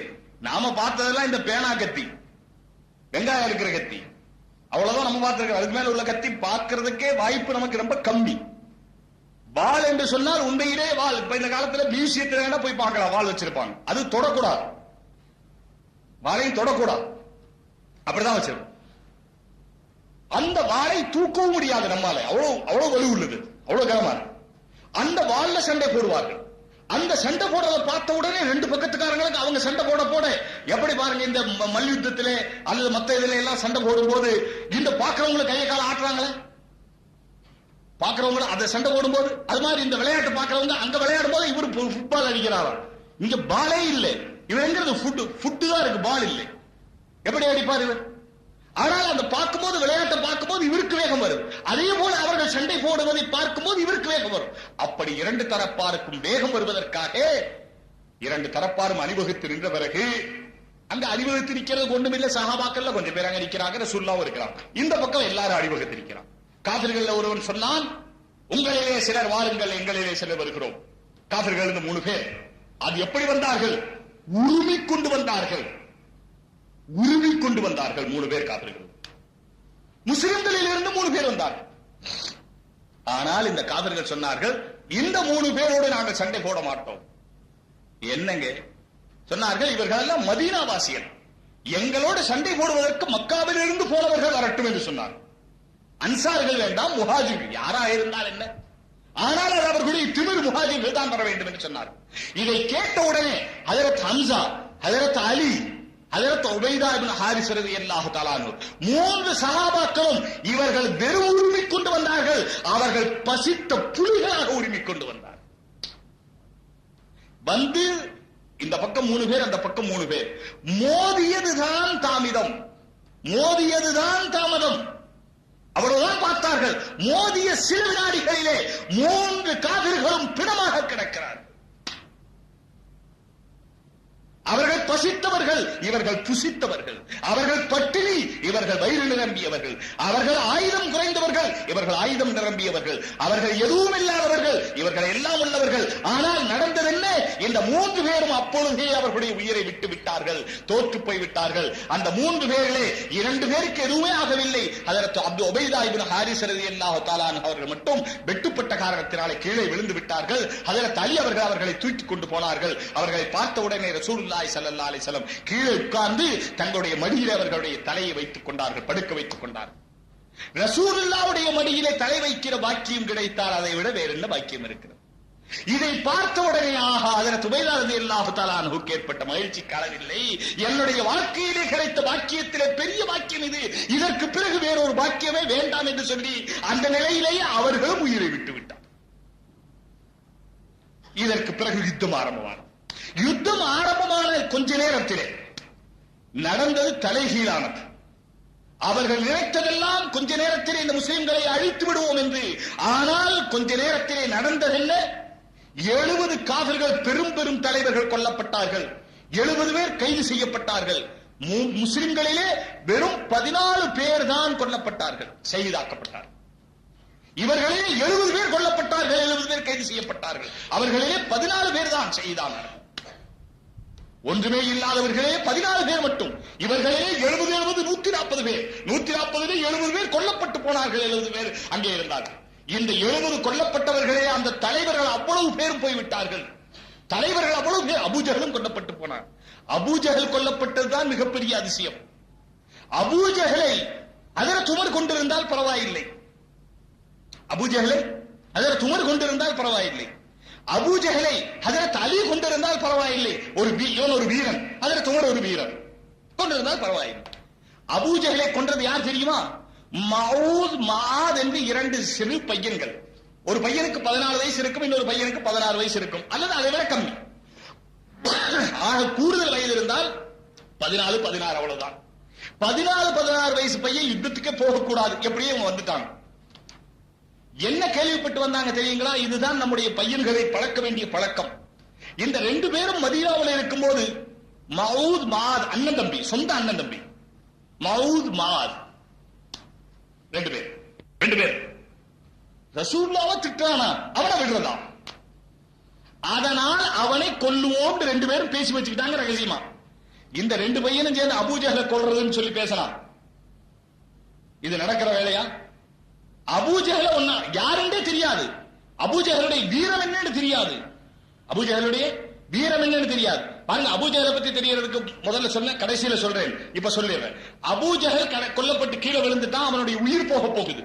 கடைசியா ஹஜ்ரத் ஹம்ஸா ரலியல்லாஹு தஆலா அன்ஹு இருக்கும், அல்லது வேற ஒரு சஹாபியை ரசூலுல்லாஹி ஸல்லல்லாஹு அலைஹி வஸல்லம் அனுப்பினார்கள். நீங்க போய் பாருங்க அபூஜஹலுடைய நிலை என்ன. போய் பார்த்தா அவனுடைய ரூஹ் போக போகுது. அப்ப அவனுடைய நெஞ்சு மேல ஏறி உட்கார்ந்து அவனுடைய கழுத்தை வெட்ட போனார்கள் இந்த சஹாபி. அப்படி கழுத்தை வெட்டும் போது கழுத்தை எங்க வெட்டுறது? கழுத்துல தானே வெட்டணும். அப்ப அவன் சொன்னானா, கொஞ்சம் கழுத்தை கீழே வரைக்கும் விட்டு வெட்டுங்க, கழுத்தை மேல வெட்டாதீங்க, எங்க விட்டு வெட்டுங்க, கீழே வரைக்கும் விட்டு வெட்டுங்க. ஏன்னு கேட்டார் இந்த சஹாபி. அப்ப சொன்னார், வெட்டப்பட்ட தலைகளை எல்லாம் வரிசையா வைக்கும் போது என் தலை தனியா தெரியும் உயரமா, நான் தலைவன் என்று. என்ன திமிர் இருக்கும், என்ன அகம்பாவம் இருக்கும். வெட்டப்பட்ட பிறகு கூட இந்த தலைகளை வைக்கும் போது இவனுடைய தலைவனுடைய தலை தனியாக தெரிய வேண்டும் என்று இவன் சொல்லுவதானால் இவன் எவ்வளவு பெரிய மமதை பிடித்தவனாக இருப்பான் என்று யோசியுங்கள். சாகும் போது கூட இவனுடைய திமிர் இவனை விட்டு போகவில்லை. அப்படிப்பட்ட தலைவன்.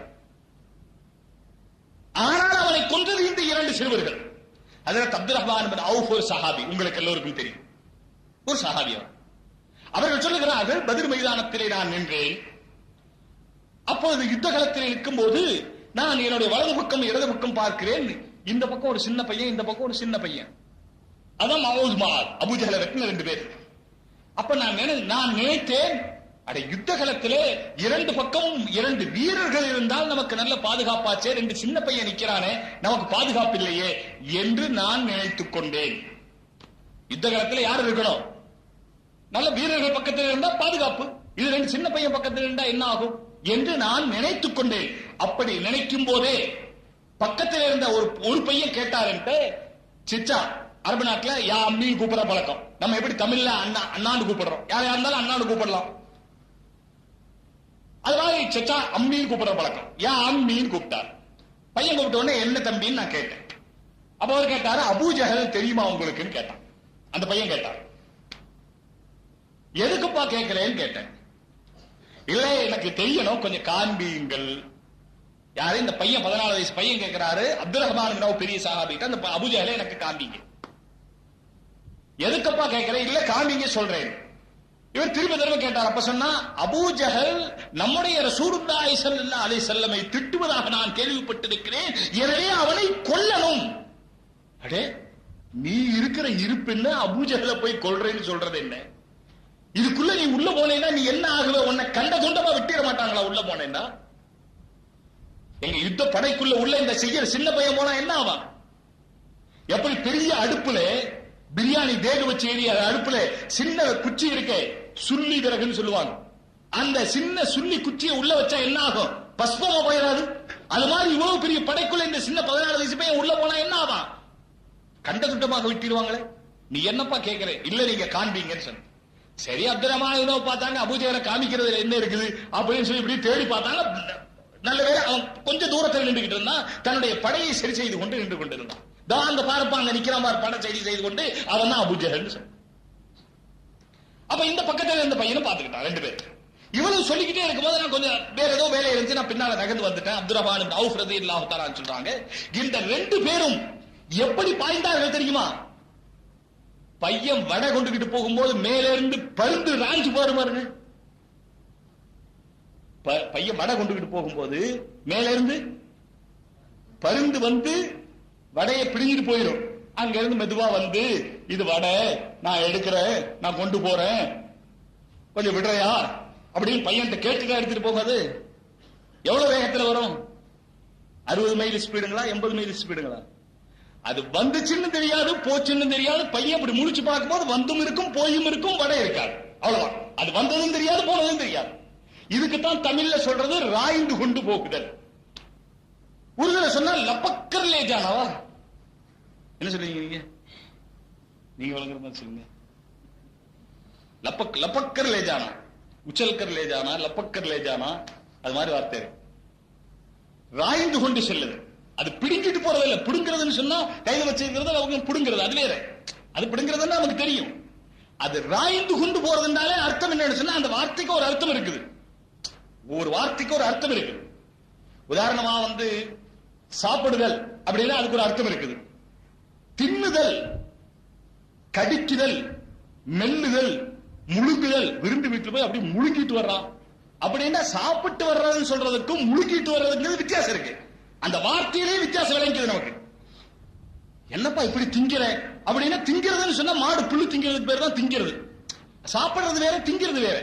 மனுஷனுக்கு வந்து திங்கிறதுன்னு சொல்லக்கூடாது, மனுஷனுக்கு சாப்பிடுறதுன்னு சொல்லணும். மாடு திங்கிறது அது வேற. அந்த வார்த்தையிலே மெல்லுதல், திங்குதல், கடிக்குதல், முழுங்குதல், அதெல்லாம் வேற வேற. அது அந்த வார்த்தையிலே அந்த அர்த்தம் இருக்கு. அதுக்கெல்லாம் விளக்க சொல்ல வேண்டியதில்லை, உங்களுக்கே தெரியும், நமக்கே தெரியாது. இதே போல ராய்ந்து கொண்டு செல்லுதல் அப்படின்னு சொன்னாலே அது எப்படி வந்துச்சுன்னு தெரியாது, எப்படி பிடுங்குச்சுன்னு தெரியாது, எப்படி போச்சுன்னு தெரியாது. இதுக்குதான் ராய்ந்து கொண்டு செல்லும். இது மாதிரியாக சரித்திரத்தில் அப்படித்தான் எழுதியிருக்கிறாங்க. இது மாதிரியாக பருந்து போல இந்த ரெண்டு பையனும் பறந்து போனார். ரெண்டு பையனும் பறந்து போனார்கள். ஒரு பையன் குதிரையினுடைய காலை வெட்டினார். ஒரு பையன் பாருங்க புத்திசாலித்தானது, அவனை வெட்டக்கூடாது முதல்ல. அவனை வெட்டினா குதிரை ஓடிடும். நமக்கு இந்த காலத்துல ரொம்ப இருக்கிறதாக நம்ம நினைச்சிருக்கிறோம். ஆனா நம்ம யோசிக்க கூட முடியாது. நம்ம யாராவது சண்டை போட்டு இருந்தா ஜன்னல் கதவை திறந்து பார்த்துட்டு பொம்பளை சொல்லுவாங்க, ஏங்க பாக்குறீங்க, மூடுங்க. எங்க நம்மகிட்ட வந்துட போறாங்க சண்டைக்கு, அதனால ஜாம மூடுங்க. அப்படியே பார்த்தாலும் வெளியே லைட் ஆஃப் பண்ணிட்டு பாருங்க. ஏன்னா ரொம்ப சண்டை வந்தா ஜன்னல் மூடிட்டு உள்ள இருந்துக்கலாம். போய் பஞ்சாயத்து பண்ணலாம், சண்டையை தீர்த்து வைக்கலாம். சும்மா நீங்க லைட் ஆஃப் பண்ணிட்டு பாருங்க. சண்டை ஒரு மாதிரியா இருந்தா பாக்குற மாதிரி ரசிக்கிற மாதிரி இருந்தா பாருங்க. வேகமானா கதவை அடைச்சிட்டு வந்து நமக்கு எதுக்கு வம்பு. ஆனால் சோதரர்களே, சரித்திரத்தில் எழுதியிருக்கிறார்கள், அந்த பையனிலே இரண்டு பேரும் பருந்து போல ராய்ந்து கொண்டு சென்றார்கள். அந்த போன வேகத்திலே ஒரு பையன் என்ன செய்தார்? குதிரையினுடைய காலை வெட்டினார். குதிரையுடைய கால் இரண்டு துண்டானது. இரண்டு துண்டான உடனே குதிரை கீழே விழுந்தது. குதிரை கீழே விழுந்த உடனே இன்னொரு பையன் அபூஜஹலுடைய கழுத்திலே வெட்டினார். வெட்டனால எங்க வெட்டணும்? காலை வெட்டணும், இன்னொரு கால ஓடுவானு. கழுத்திலே வெட்டினார். இந்த நரம்பு, அசல்ல சில நரம்புகள் இருக்கு. எந்த நரம்பு பிடிச்சா எப்படி பைல்வான்களுக்கு தெரியும் எந்த நரம்பு பிடிக்கும், அது மாதிரி யுத்த வீரர்களுக்கு தெரியும் வெட்டனா எங்க வெட்டணும். வெட்டுறதுன்னு சொன்னா கைமா கொத்தன மாதிரி கொட்டிக்கிட்டு இருக்க கூடாது. ஒரு வெட்டு வெட்டனா ஆளு செத்து போயிடணும், அப்படி வெட்டணும். சகோதரர்கள், உண்மையிலே 14-15 வயசுல என்ன வீரம்!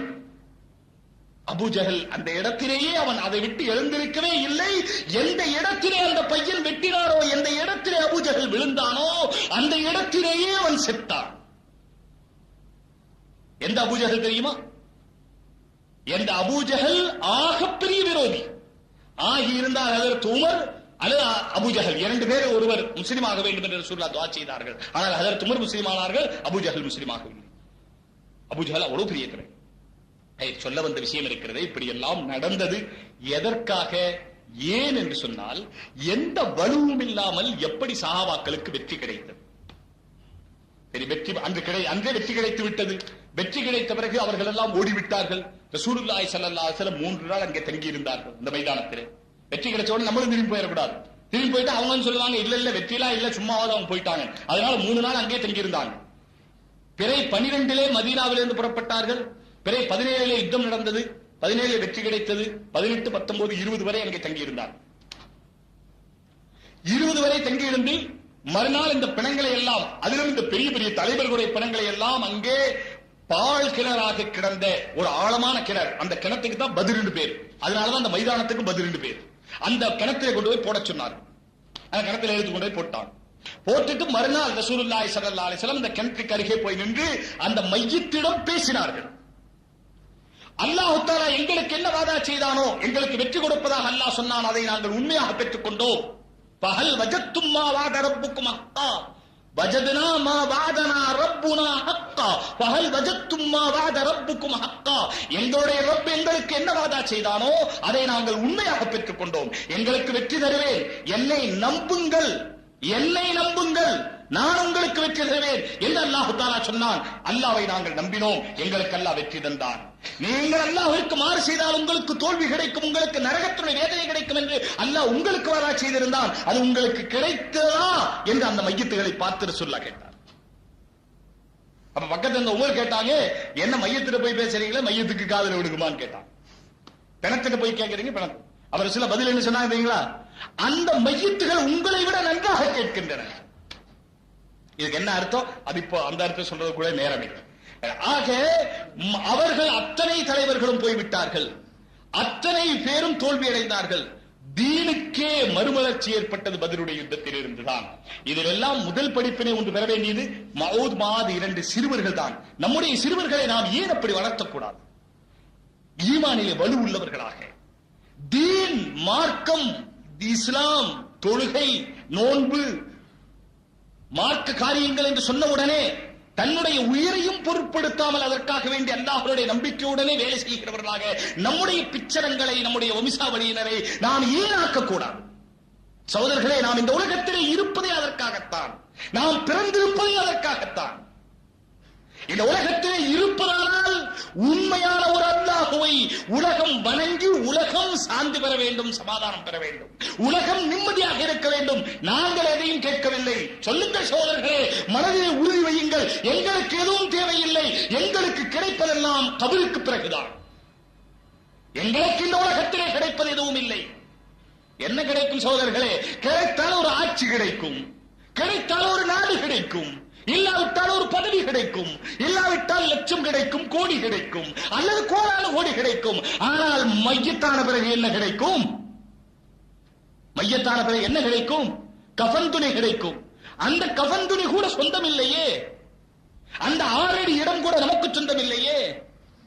ஏதோ ஒரு நாட்டிலே, இங்கே சமீபத்திலே கூட சொன்னேன், ஏதோ ஒரு நாட்டிலே, நியூசிலாந்து என்று நினைக்கிறேன், அந்த நாட்டிலே மௌத்தாகிவிட்டால் அந்த பிணம் அரசாங்கத்துக்கு சொந்தமாகும். அதை படித்தவுடன் நான் நினைத்தேன், நம்ம ஊர்லயே அப்படித்தானே இருக்குது. எங்க ஊர்ல கிராமங்கள்ல எல்லாம், பல இடங்கள்ல, நகரங்கள்ல இருக்கு. சந்தூக் எங்க வச்சிருக்காங்க? வீட்டிலே வச்சிருக்காங்க. சரி, கபிரிஸ்தான் எங்க வச்சிருக்காங்க? பொது கபிரிஸ்தான். அங்க இருக்கிற இடம் யாருது? நம்ம அத்தா விலை கொடுத்து வாங்கி ரிஜிஸ்டர் பண்ணி வச்சிருக்காரா? நம்ம மகனுக்கு மௌத்தான அடக்கிறதுக்கு ரிஜிஸ்டர் பண்ணி. யாரும் தோச்சுக்கிறாதீங்க, எங்க அத்தா எனக்கு வாங்கி வைக்கல. நான் மௌத்தான எங்க அடக்க போறாங்க? எங்க மௌத்தாருன்னா அங்க அடக்க போறாங்க. அந்த இடம் யாருக்கு சொந்தம்? பொது பள்ளிவாசலுக்கு சொந்தமா இருக்கும். பள்ளிவாசக்காரங்க தான் பராமரிக்கிறாங்க. முத்தவல்லி சாப் பராமரிப்பாங்களா இருக்கும், நிர்வாகம் பராமரிக்குமா இருக்கும். ஆக உடலை என்ன செய்கிறார்கள்?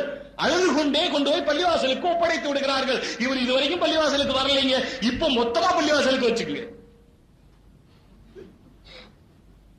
இதுவரைக்கும் பள்ளிவாசலுக்கு வரமாட்டேன்னு சொன்னார், இப்ப மொத்தமா பள்ளிவாசலுக்கு வச்சுக்கங்க.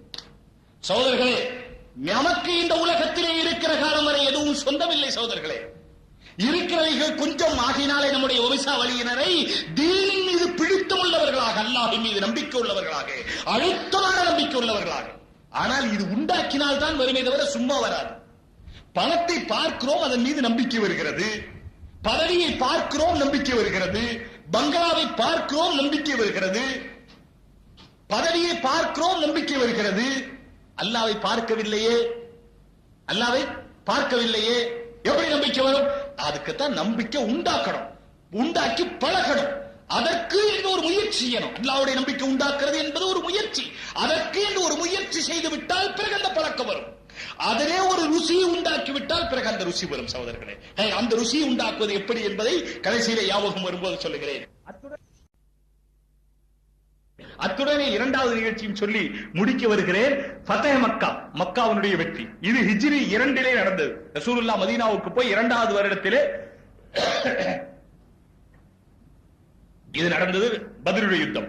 அல்லாஹ்வுடைய நம்பிக்கை உண்டாக வேண்டும் என்பதற்கு ஒரு வழி ரமலானிலே. 2வது விஷயம் மக்காவுடைய வெற்றி. மக்காவை விட்டு ரசூலுல்லாஹி ஸல்லல்லாஹு அலைஹி வஸல்லம் இரவோடு இரவாக மதீனாவுக்கு போனார்கள். அதுவும் ஹஜ்ரத் அபூபக்கர் சித்திக் மட்டும், வேற யாரும் இல்லை. அதுவும் போய் காரே சௌர் என்ற மலையின் மீது ஏறி அங்கே ஒரு பொதும்பிலே ஒளிந்திருந்தார்கள். 3 நாள் அங்கேயே இருந்தார்கள். அல்லாஹ் தஆலா பாதுகாத்தான். எப்படி பாதுகாத்தான்? சிலந்தி வலை என்ன சொன்னான்?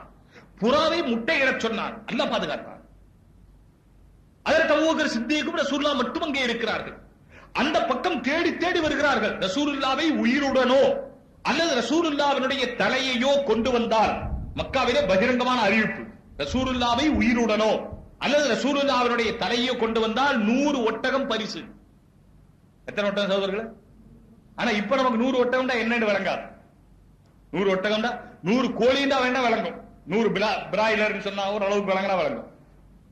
ஏன்னா நம்ம சாப்பிட்டுக்கிட்டு இருக்கிற விளங்கும். ஆனா 100 ஒட்டகம் சொன்னா நமக்கு பழக்கத்தில் இல்லை. இன்றைக்கு அதனுடைய சரியான விலை கணக்குப்படி சொல்றதா இருந்தால், அந்த காலத்துல ஒட்டகத்துக்கு என்ன மதிப்பு இருந்துச்சோ, சரித்திரத்திலே என்ன மதிப்பு இருந்துச்சோ அதை வைத்து சரியாக சொல்லுவதானால், என்னுடைய கணிப்பின்படி 100 அம்பாசிடர் கார் கொடுத்தால் என்ன மதிப்போ அந்த மதிப்பு. 100 அம்பாசிடர் கார் அன்பளிப்பு. 100 அம்பாசிடர் கார் கிடைச்சா என்ன செய்வோம்? எப்படி இருக்கும்? அது மாதிரியான அடுத்த 100 ஒட்டகம் கொடுத்தா அந்த காலத்துல எல்லாரும் தேடிக்கிட்டு இருக்கிறாங்க. சில பேர் தேடி தேடி ரசூலுல்லாஹ் இருக்கிற இடத்துக்கே வந்து விட்டார்கள். இப்படி குனிஞ்சு பார்த்தா ரசூலுல்லாஹ் உள்ள இருக்கிறது தெரியும். அது அந்த மலைக்கு போய் பார்த்தா தான் அந்த அமைப்பு தெரியும். இங்க இருந்து பார்த்தா தெரியாது. இங்க இருந்து குனிஞ்சு பார்த்தா என்ன தெரியும்? ஒண்ணு தெரியும். அங்க மலையில ஏறி பாருங்க, அப்பதான் தெரியும். ஆனால் ஒருவன் சொல்றான் உள்ள இருப்பாங்களான், இன்னொருத்தன் சொல்றான் இங்க எங்கப்பா இருக்க போறாங்க, இங்க பாரு சிலந்தி வலை பின்னி இருக்குது, 8 கால் குச்சி வலை பின்னி இருக்குது. 8 கால் குச்சி எப்போ வலை பின்னும்? கொஞ்சம் பழசானாதான் வலை பின்னி இருக்கும். அதே மாதிரி புறா முட்டையிட்டு இருக்குது, இங்க எங்க இருக்க போறாங்க, வா போலான்னு கூட்டிட்டு போயிட்டான். இன்னொரு பெரிய விஷயம் என்ன தெரியுங்களா? ஹஜ்ரத் அபூபக்கர் சித்தீக் ரலியல்லாஹு தஆலா சொல்றாங்க, அவங்களுக்கு என்ன பையன் சொன்னா, அவன் பார்த்துட்டான்னு சொன்னால், யார் பார்த்துட்டா? அந்த காபிர் பார்த்துட்டால், உள்ள ரசூலுல்லாஹ் இருக்கிறத பார்த்துட்டால் உடனே அவன் உள்ள வந்து, இவங்க இடத்துல பெரிய ஆயுதமோ பாதுகாப்புக்கோ எதுவும் இல்லை, ஆகையினால எப்படியாவது ரசூலுல்லாவை தீர்த்து விடுவானே, ரசூலுல்லாவுடைய தலையை கொண்டு போயிடுவானே, ரசூலுல்லாவுக்கு ஆபத்து வந்து விடுவே என்பது ஹஜ்ரத் அபூபக்கருடைய ஆதங்கம். அதனால ரசூலுல்லாஹ் சொல்றாங்க, நாயகமே அவன் பார்க்கறானே.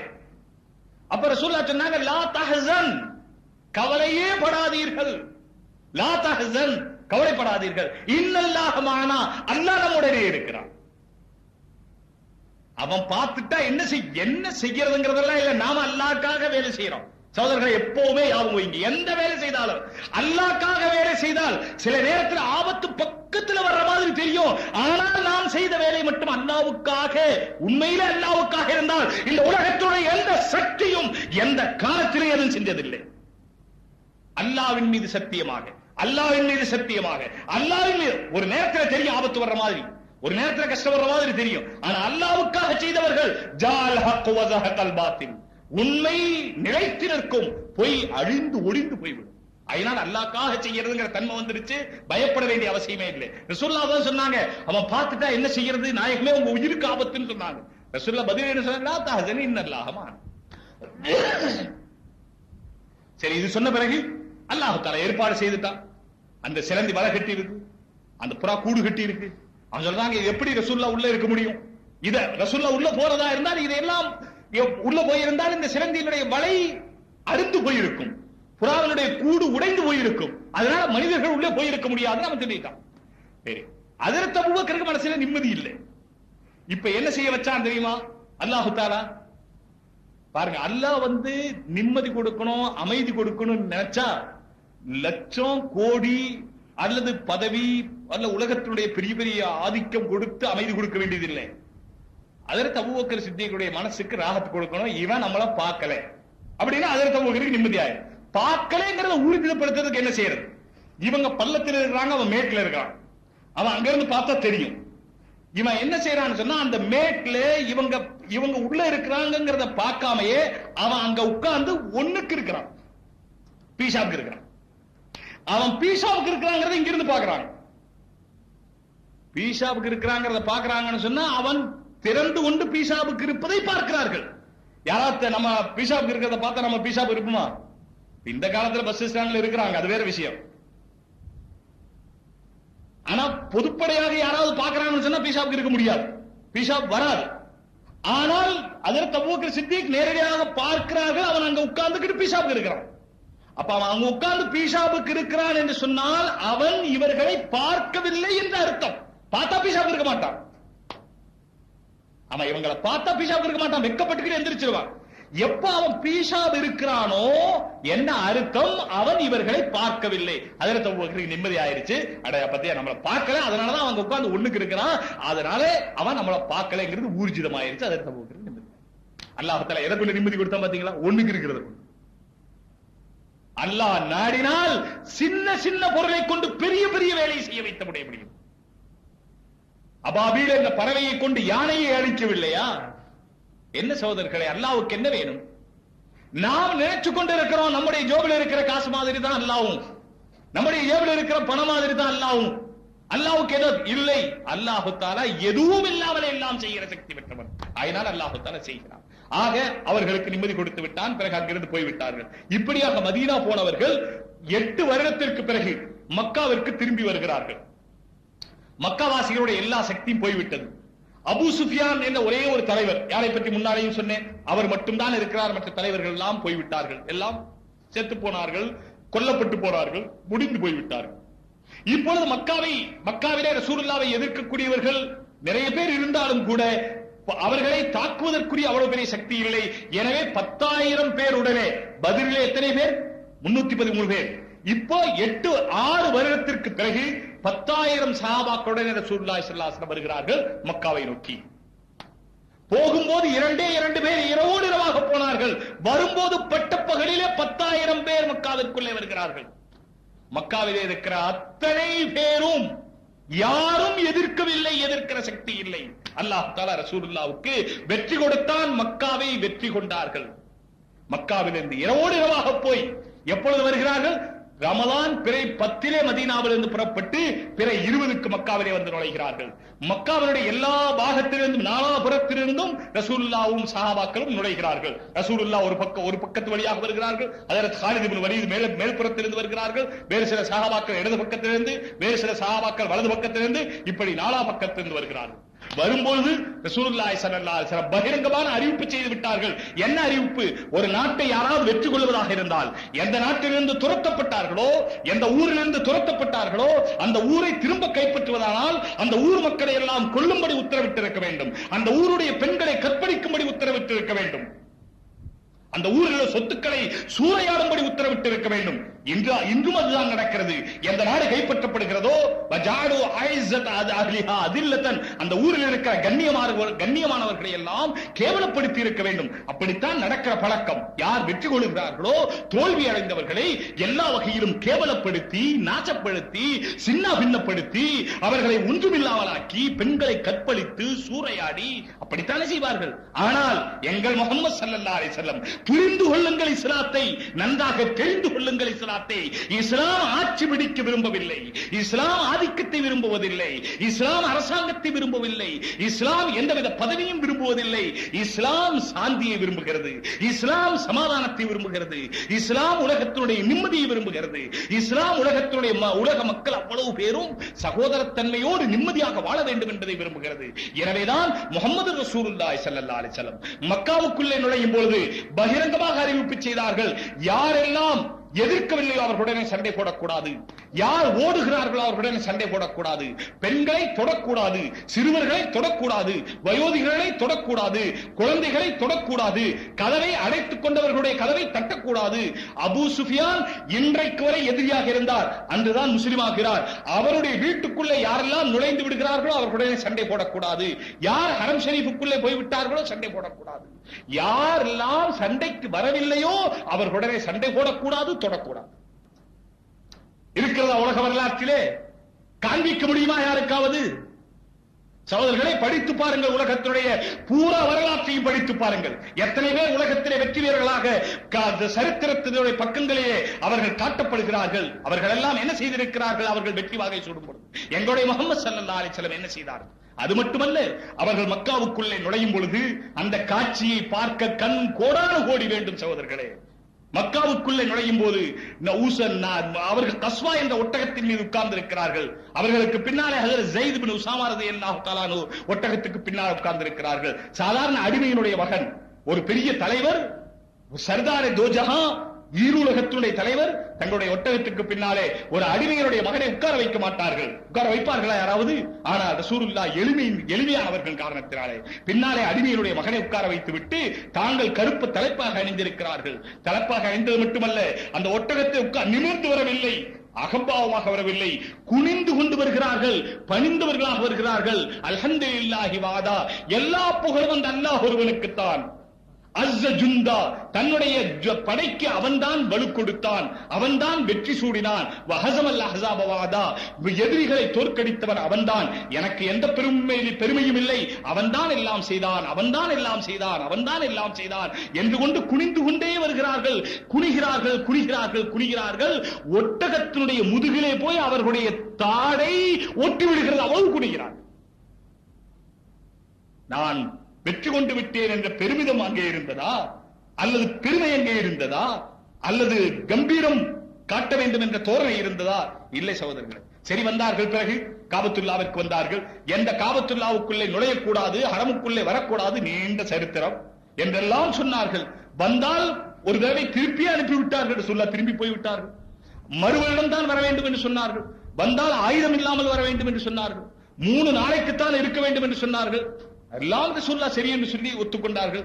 அப்படிப்பட்ட காபத்துல்லாவுக்குள்ளே வந்து ரசூலுல்லாஹி ஸல்லல்லாஹு அலைஹி வஸல்லம் என்ன செய்தார்கள்? தங்களுடைய கையில வைத்திருந்த ஒரு குச்சி, அந்த குச்சியினாலே காபத்துல்லா அவ்வளவு உயரம் இருக்கிறது.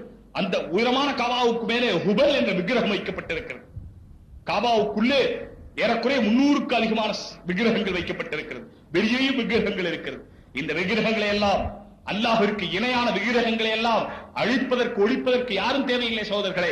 நாம் நேர்மையாக நடக்கிறவர்களாக இருந்தால், நாம் அல்லாஹ்வை பயந்து நடக்கிறவர்களாக இருந்தால், நாம் அல்லாஹ்வுடைய உத்தரவுப்படி நடக்கிறவர்களாக இருந்தால், நாம் அல்லாஹ்வுடைய வழிப்படி நடக்கிறவர்களாக இருந்தால், ரசூலுடைய வழியை பின்பற்றுகிறவர்களாக இருந்தால், இந்த ரமதானுடைய கண்ணியத்தை பாதுகாக்கிறவர்களாக இருந்தால், நம்மிலே அல்ல, நாம் வைத்திருக்கிற இந்த குச்சியிலே, இந்த சாதாரண கண்ணாடியிலே அல்லாஹ் சக்தி கொடுத்து விடுவான். ரசூலுல்லாஹி ஸல்லல்லாஹு அலைஹி வஸல்லம் தங்களுடைய குச்சியை காண்பிக்கிறார்கள் விக்கிரகத்தை நோக்கி. ஜால் ஹக் வ ஸஹகல் பாத்தில் என்று சொல்லுகிறார்கள். அந்த விக்கிரகம் தானாக குப்புற கீழே விழுந்து விடுகிறது. ஒவ்வொரு விக்கிரகத்துக்கு அருகே போகிறார்கள். ஜால் ஹக் வ ஸஹகல் பாத்தில், உண்மை வந்து விட்டது, பொய் அழிந்து விட்டது. விக்கிரகம் தலைகுப்புற கீழே விழுந்து விடுகிறது. அத்தனை விக்கிரகங்கள் தலைகுப்புற கீழே விழுந்து விட்டது. உலகத்திலே அசத்தியம் அழிய வேண்டுமானால் அதற்காக சப்தம் போட வேண்டிய அவசியம் இல்லை. சத்தியத்தில் உள்ளவர்கள் சத்தியத்திலே உறுதியாக இருக்க வேண்டும். சத்தியத்திலே இருக்கிறோம் என்ற வெறும் பேச்சு ஏட்டுச் சுரக்காய் கரிக்குதவாது. சத்தியத்திலே உறுதியாக இருக்க வேண்டும். ரசூலுல்லாஹி ஸல்லல்லாஹு காபாவுக்குள்ளே போனார்கள். அங்கே தொழுதார்கள். தொழுத பிறகு காபாவினுடைய வாசல் இருக்கிறது. அந்த வாசலிலே 2 கையையும் வைத்துக் கொண்டு அங்கே இருக்கிறார்கள். அங்கே காபாவிலே ஜனங்கள் சூழ்ந்து அங்கே ஹரமிலே இருக்கிறார்கள். யார் இருக்கிறார்கள் தெரியுமா? ரசூலுல்லாவை அடித்தவர்கள், துன்புறுத்தியவர்கள், ரசூலுல்லாவுடைய கழுத்திலே துணியை போட்டு முறுக்கியவர்கள், ரசூலுல்லா நடக்கிற பாதையிலே முல்லை போட்டவர்கள், இரவோடு இரவாக ரசூலுல்லாவை துரத்தியவர்கள். யாரெல்லாம் அவர்கள் செய்த கொடுமை கொஞ்சமா நஞ்சமா? சரித்திரத்தை எடுத்து அவ்வளவு பேரும் நிற்கிறார்கள். இப்பொழுது ரசூலுல்லாஹ் பார்த்து ஒரே ஒரு வார்த்தை சொல்லி இருந்தால், சஹாபாக்களே, இங்கே இருக்கிற அத்தனை பேருடைய தலைகளையும் 2ஆக சீவுங்கள் என்று சொல்லி இருந்தால், இந்த உலகத்துடைய எந்த சக்தியும் அதை தடுத்து நிறுத்திருக்க முடியாது. எந்த சக்தியும் அதை தடுத்து நிறுத்தி இருக்க முடியாதல்ல. இன்றைக்கு வரை எந்த சக்தியும் அதை தவறு என்று கூட சொல்ல முடியாது. ஏனென்றால் அப்படித்தான் செய்திருக்க வேண்டும். நீங்கள் எப்படி நடந்தீர்களோ அப்படித்தானே நான் நடக்க வேண்டும். என்னை இந்த ஊரை விட்டு துரத்தினீர்கள். நான் இந்த ஊரிலே பிறந்தவன். எனக்கு உண்மையை சொல்வதற்கு உரிமை இருக்கிறது. நான் அல்லாஹ் ஒருவன் என்று சொல்லுகிறேன். நான் அல்லாஹ்வுடைய நபி, நான் அல்லாஹ்வுடைய நபி என்று சொல்லுகிறேன். என்னை சொல்லக்கூடாது என்று சொல்வதற்கு நீங்கள் யார்? ஏற்றுக்கொள்ளுங்கள் அல்லது ஏற்றுக்கொள்ளாமல் இருங்கள், உங்களுடைய இஷ்டம். என்னை சொல்லக்கூடாது என்று சொல்வதற்கு நீங்கள் யார்? அப்படி சொல்லுவதால் இந்த ஊரிலே இருக்க கூடாது என்று சொல்வதற்கு நீங்கள் யார்? நீங்கள் எப்படி இந்த மண்ணிலே பிறந்தீர்களோ அதே போல நானும் இந்த மண்ணிலே பிறந்திருக்கிறேன். உங்களுக்கு இந்த மண்ணிலே என்ன உரிமை இருக்கிறதோ அதே உரிமை எனக்கும் இந்த மண்ணிலே இருக்கிறது. என்னை தடுத்து நிறுத்துவதற்கு நீங்கள் யார் என்று ரசூலுல்லாஹ் கேட்டிருக்கலாம். ஆனால் பொறுமையாக அல்லாஹ் தஆலா சண்டை போடக்கூட அனுமதி தரவில்லை. நீங்கள் வஸ்பிர் கமா ஸபர உலுல் அஸ்ம், நீங்கள் பொறுமையாக இருங்கள், பொறுமையாக இருங்கள், பொறுமையாக இருங்கள், பொறுமையாக இருங்கள். முன்னாலே சென்ற நபிமார்கள் எப்படி பொறுமையாக இருந்தார்களோ அப்படி பொறுமையாக இருங்கள் என்று அல்லாஹ் சொல்லிக் கொண்டே வந்தான். ரசூலுல்லாஹ் பொறுமையாகவே இருந்தார்கள். கடைசி பொறுமைக்கு வெற்றி கிடைத்தது. அவ்வளவு பேரையும் இரண்டு துண்டாக்க சொல்லி இருந்தால் அல்லது அவர்களை வெட்டி அவர்களை துண்டு துண்டாக வெட்டி அங்கே இருக்கிற காகத்துக்கும் கழுகுக்கும் போட சொல்லி இருந்தாலும் யாரும் குற்றம் சொல்லி இருக்க முடியாது. ஆனால் எங்கள் முஹம்மது ஸல்லல்லாஹு அலைஹி வஸல்லம் அவர்களை பார்த்து கேட்டார்கள், என்ன நினைக்கிறீர்கள் என்று கேட்டார்கள். நீங்கள் என்ன நினைக்கிறீர்கள் என்று கேட்டார்கள். அப்பொழுது என்ன சொல்ல, அவர்கள் நடுங்கிக் கொண்டிருக்கிறார்கள். உயிர் இப்பொழுது போகும் போகும் என்றுதான் நினைத்தார்கள்.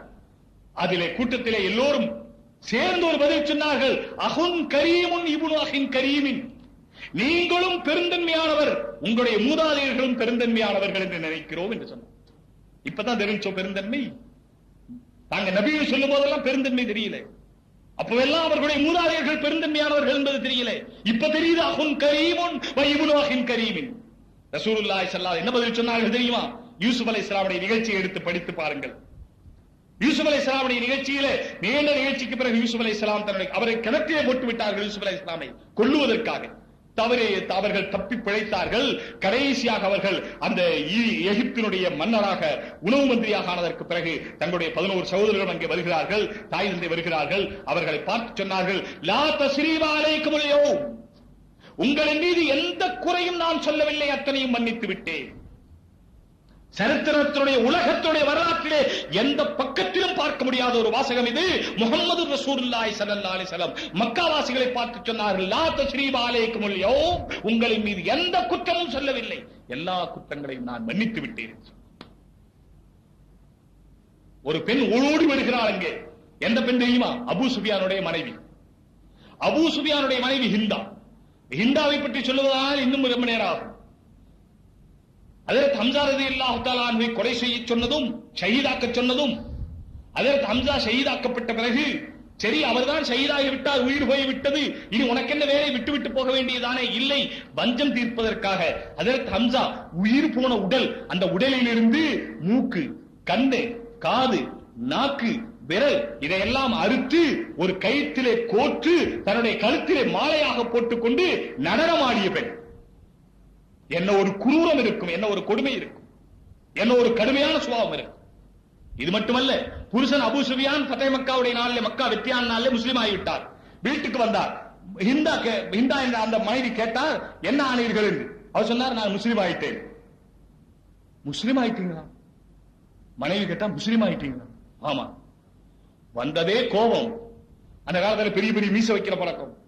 என்ன சொல்ற அந்த மீசைக்கு? கொரடா மீசை. கொரடா மீசை. அப்படி கொரடா மீசை வைக்கிற பழக்கம். அந்த கொரடா மீசை எதுக்குன்னு சொன்னா, அந்த காலத்துல சாராயத்துல அந்த இதெல்லாம் இருக்குமா, அந்த பட்டையெல்லாம் இருக்குமா, அதுக்காக அது வடிகட்டுறதுக்கு அந்த மீசை வச்சுதான் வடிகட்டுறதா. மீசை வச்சு ஊத்துற மீசையில அதை வடிகட்டிக்கும். அதுக்கு பெரிய மீசை வச்சிருப்பாங்களா, தொங்கு மீசை, கொரடா மீசை. அப்படி ஹிந்தாவுக்கு கோபம் வந்து, தன்னுடைய புருஷன் வேற யாரும் இல்லை, நீ முஸ்லிம் ஆயிட்டியான்னு சொல்லி புருஷன் மீது கோபம் வந்து அந்த மீசையை பிடிச்சு இழுத்ததுல புருஷன் கீழே விழுந்துட்டாரா.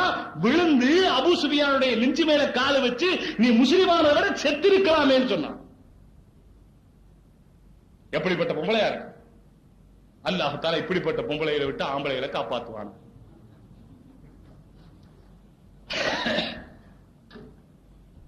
பிறகு என்னாச்சு? அன்று மக்கா பாருங்க, சரித்திர நீள ஆகிட்டே போகுது. பயான் முடியறதுக்கு நீங்க ஒரு வேலை செய்யணும். இடையில ஒருத்தர் இப்படி எந்திரிச்சு போனா பயான் முடிச்சிருவாங்க. யாரும் எந்திரிக்கலன்னா பயான் நீளமாகிட்டே போயிடும்.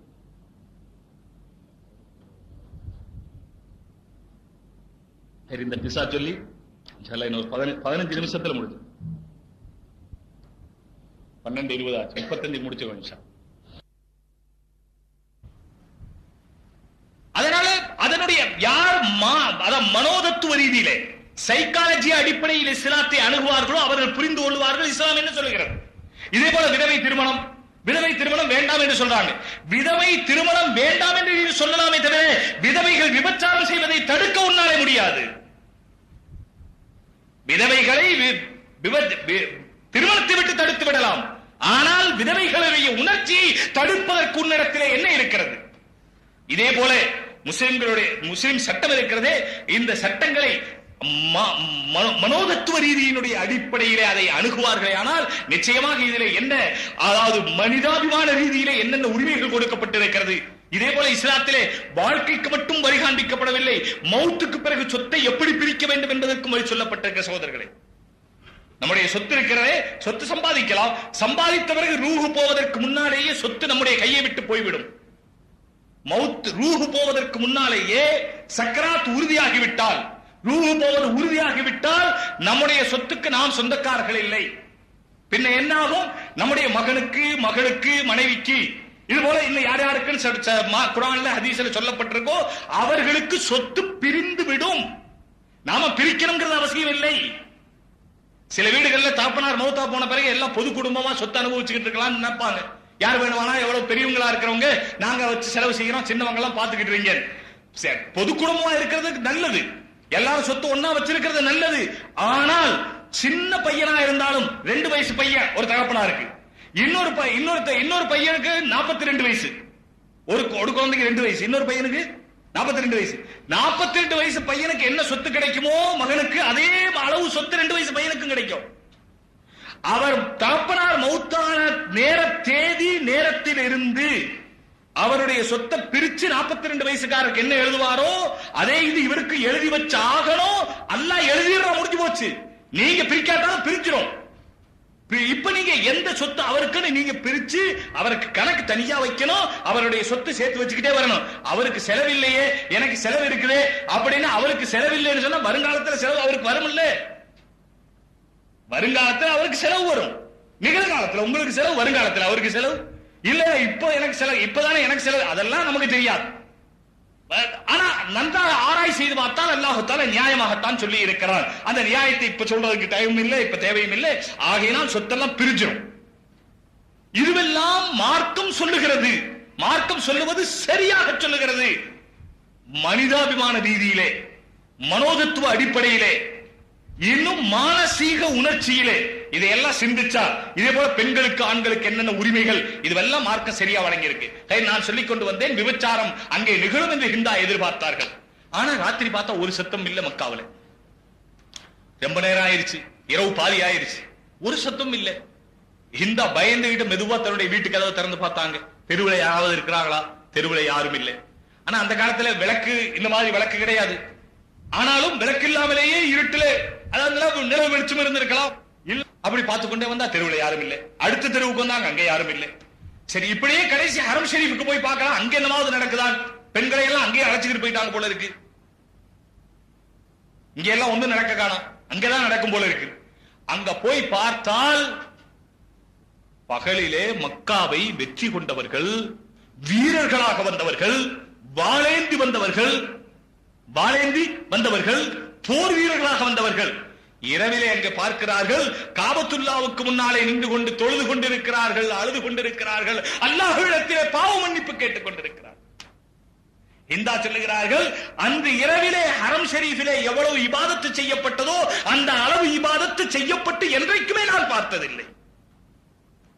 அந்த அளவு இபாதத்து என்னைக்கு நான் பார்த்ததில்லை. அவ்வளவு இபாதத்து அந்த இரவோட பார்த்தேன். அதை பார்த்த உடனே அவங்களுடைய மனசே மாறி போச்சு. இந்த போர் வீரர்கள் இரவு விபச்சாரத்திலே ஈடுபட்டு இருப்பார்கள் என்று அல்லவா நாம் நினைத்தோம். இவர்கள் இபாதத்தில் அல்லவா ஈடுபட்டு இருக்கிறார்கள். சகோதரர்களே, அவர்களுடைய வெற்றிக்கு காரணமே அதுதான். அவர்கள் பகலிலே தீனுக்காக பாடுபட்டார்கள், இரவிலே அல்லாஹ்வுக்கு முன்னாலே அழுதார்கள். இது போன்ற தன்மைதான் இன்றைக்கு கூட தப்லீகிலே சொல்லப்படுகிறது. என்ன சொல்லப்படுகிறது? பகல் முழுவதும் தெரு தெருவாக அலையுங்கள், வீடு வீடாக சுற்றுங்கள், போய் ஜனங்களிடத்திலே சொல்லுங்கள், அல்லாஹ்வை நம்புங்கள், அல்லாஹ்வை நம்புங்கள். இரவு அல்லாஹ்வுக்கு முன்னாலே கேளுங்கள், யா அல்லாஹ், எங்களை கொண்டு நடப்பதில்லை, உன்னுடைய சக்தியை கொண்டு உலகத்துக்கு, உலக மக்களுக்கு ஹிதாயத்து கொடு என்று அல்லாஹ்வுக்கு முன்னாலே அழுங்கள் என்று சொல்லப்படும். இதைத்தான் பழக்கப்படுகிற சகோதரர்கள். ஆனா இதுதான் நமக்கு கஷ்டமா தெரியும். பேச சொல்லுங்க, 2 மணி நேரம் கூட பேசிடலாம். இப்ப இபாதத்து செய்யறதுன்னு சொன்னா இதுதான் கஷ்டம். கொஞ்ச நேரம் இபாதத்து செய்த உடனேயே என்ன மாதிரி உள்ளவங்களுக்கு 2 ரக்காத் தொழுதா 2 டீ தேவைப்படுது. அதுக்கு பிறகு பயான் 2 மணி நேரம் செய்யலாம். ஆனா 2 ரக்காத் தொழுத உடனே அப்படியே காலெல்லாம் வலிக்கும், முழங்காலெல்லாம் வலிக்கும், சஜ்தாவுல இருந்து இடுப்பெல்லாம் வலிக்கும். நீங்க பாருங்க, தொழுது பாருங்களா. ஆனா உண்மை என்னன்னு சொன்னா ரசூலுல்லாஹி ஸல்லல்லாஹு அலைஹி வஸல்லம் சொன்னாங்க, குர்ரத்து ஐனி ஃபிஸ் ஸலாத், தொழுகையில் தான் எனக்கு சந்தோஷம் இருக்குது. பாருங்க, நம்மளை இப்படி பழக்கப்படுத்தணும். தக்பீர் கட்டி நின்றா அப்படி ஆனந்தமா இருக்கணும், சஜ்தாவுல இருந்தா ஆனந்தமா இருக்கணும், அல்லாஹ் அல்லாஹ்னு சொன்னா சுகமா இருக்கணும். கையில தஸ்பீஹ் பண்ணி எடுத்துக்கணுங்க. அல்லாஹ் அல்லாஹ் அல்லாஹ் அல்லாஹ் அல்லாஹ் அல்லாஹ் சொல்லணும். நம்ம குழந்தைகளை சொல்லணும். அல்லாஹ் அல்லாஹ்னு சொல்றதுல ருசி வரணுங்க.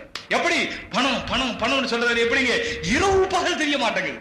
நோன்பு வச்சிருக்கிறாரு, பட்டியா இருக்கிறாரு, சாப்பிடல, குடிக்கல, தண்ணி இல்ல, ஆனால் பணம் காசு சம்பாதிக்கிற விஷயத்துல எதையும் விட்டு கொடுக்க தயாராகும். சகோதரர்களே, இந்த ஹிந்தா ரசூலுல்லாஹி ஸல்லல்லாஹு அலைஹி வஸல்லம் காபத்துல்லாஹ்ல இருக்கும்போது நடுங்கிக் கொண்டு மறுநாள் பகல்ல வருகிறார்கள், நான் என்ன செய்யட்டும் என்று.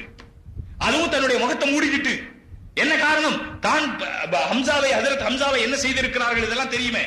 அப்ப ரசூலுல்லாஹ் என்ன சொன்னாங்க தெரியுங்களா? உலகத்திலே தங்க எழுத்திலே, தங்க தகட்டிலே, தங்க எழுத்திலே பொறித்து எங்காவது தங்க மாடியிலே வைக்க வேண்டிய வார்த்தைகள் சொன்னார்கள். நீ ஏன் என்னை பார்த்து பயப்படுகிறாய்? நான் சாதாரண காய்ந்து போன இறைச்சி துண்டு சாப்பிடக்கூடிய ஒரு பெண்ணுடைய சாதாரண மகன். நான் யார் சொன்னது? ஆனா இப்னு இப்னு இப்னு அமத்தின் கானத்தகுல் கதீத், கானத்தகுல் கதீத், ஒரு சாதாரண காய்ந்து போல இறைச்சி துண்டு சாப்பிடக்கூடிய ஒரு பெண்ணுடைய மகன் நான். நான் அரசன் அல்ல, நான் மன்னன் அல்ல, நான் மன்னாதி மன்னன் அல்ல, நான் இந்த நாட்டை வெற்றி கொண்டு விட்டேன் என்ற எனக்கு பெருமை எல்லாம் இல்லை. நான் சாதாரண ஒரு மகன், சாதாரண பெண்ணுடைய மகன். நீ பயமில்லாமல் என் அருகே வா என்று சொன்னார். யாராவது சொல்லுவார்களா? இன்றைக்கு இருக்கிற சாதாரண வேண்டாம், அதை பற்றி பேசவே விரும்பவில்லை, நல்ல இரவிலே வாயை கெடுக்க விரும்பவில்லை. சகோதரர்களே, ரசூலுல்லாஹி ஸல்லல்லாஹு அலைஹி வஸல்லம் புனிதம், அவர்களுடைய வார்த்தையினுடைய புனிதம், கானத் தகுல் கதீர், கதீர் என்ற வார்த்தையை ரசூலுல்லாஹ் அந்த இடத்திலே உபயோகித்திருப்பதனுடைய புனிதம், இவைகளை எல்லாம் நாம் ஆராய்ச்சி செய்வோமானால் உண்மையிலே ரசூலுல்லாஹி ஸல்லல்லாஹு அலைஹி வஸல்லம் நமக்கு அந்த ஃபத்ஹ் மக்காவை ரமலானிலே ரசூலுல்லாஹ்வின் மூலமாக அல்லாஹ் தஆலா நடத்தி காண்பித்து தன்னுடைய சக்தியை வெளிப்படுத்தி காண்பித்திருக்கிறான்.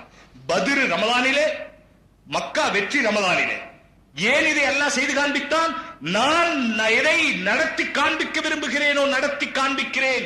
என்னுடைய சக்திக்குட்பட்டதை தவிர உங்களுடைய சக்திக்கும் அதற்கும் சம்பந்தம் இல்லை என்று அல்லாஹ் காண்பிக்க விரும்புகிறான். ரமலானையே அதற்காகத்தான் தந்திருக்கிறான். சகோதரர்களே, ரமலானுடைய ஒரு மாதத்திலே நம்முடைய ஈமானை புடம் போட்டு எடுப்பதற்காக தந்திருக்கிறான். சகோதரர்களே, ரமலானுடைய மாதத்தை எதற்கு தந்திருக்கிறான்?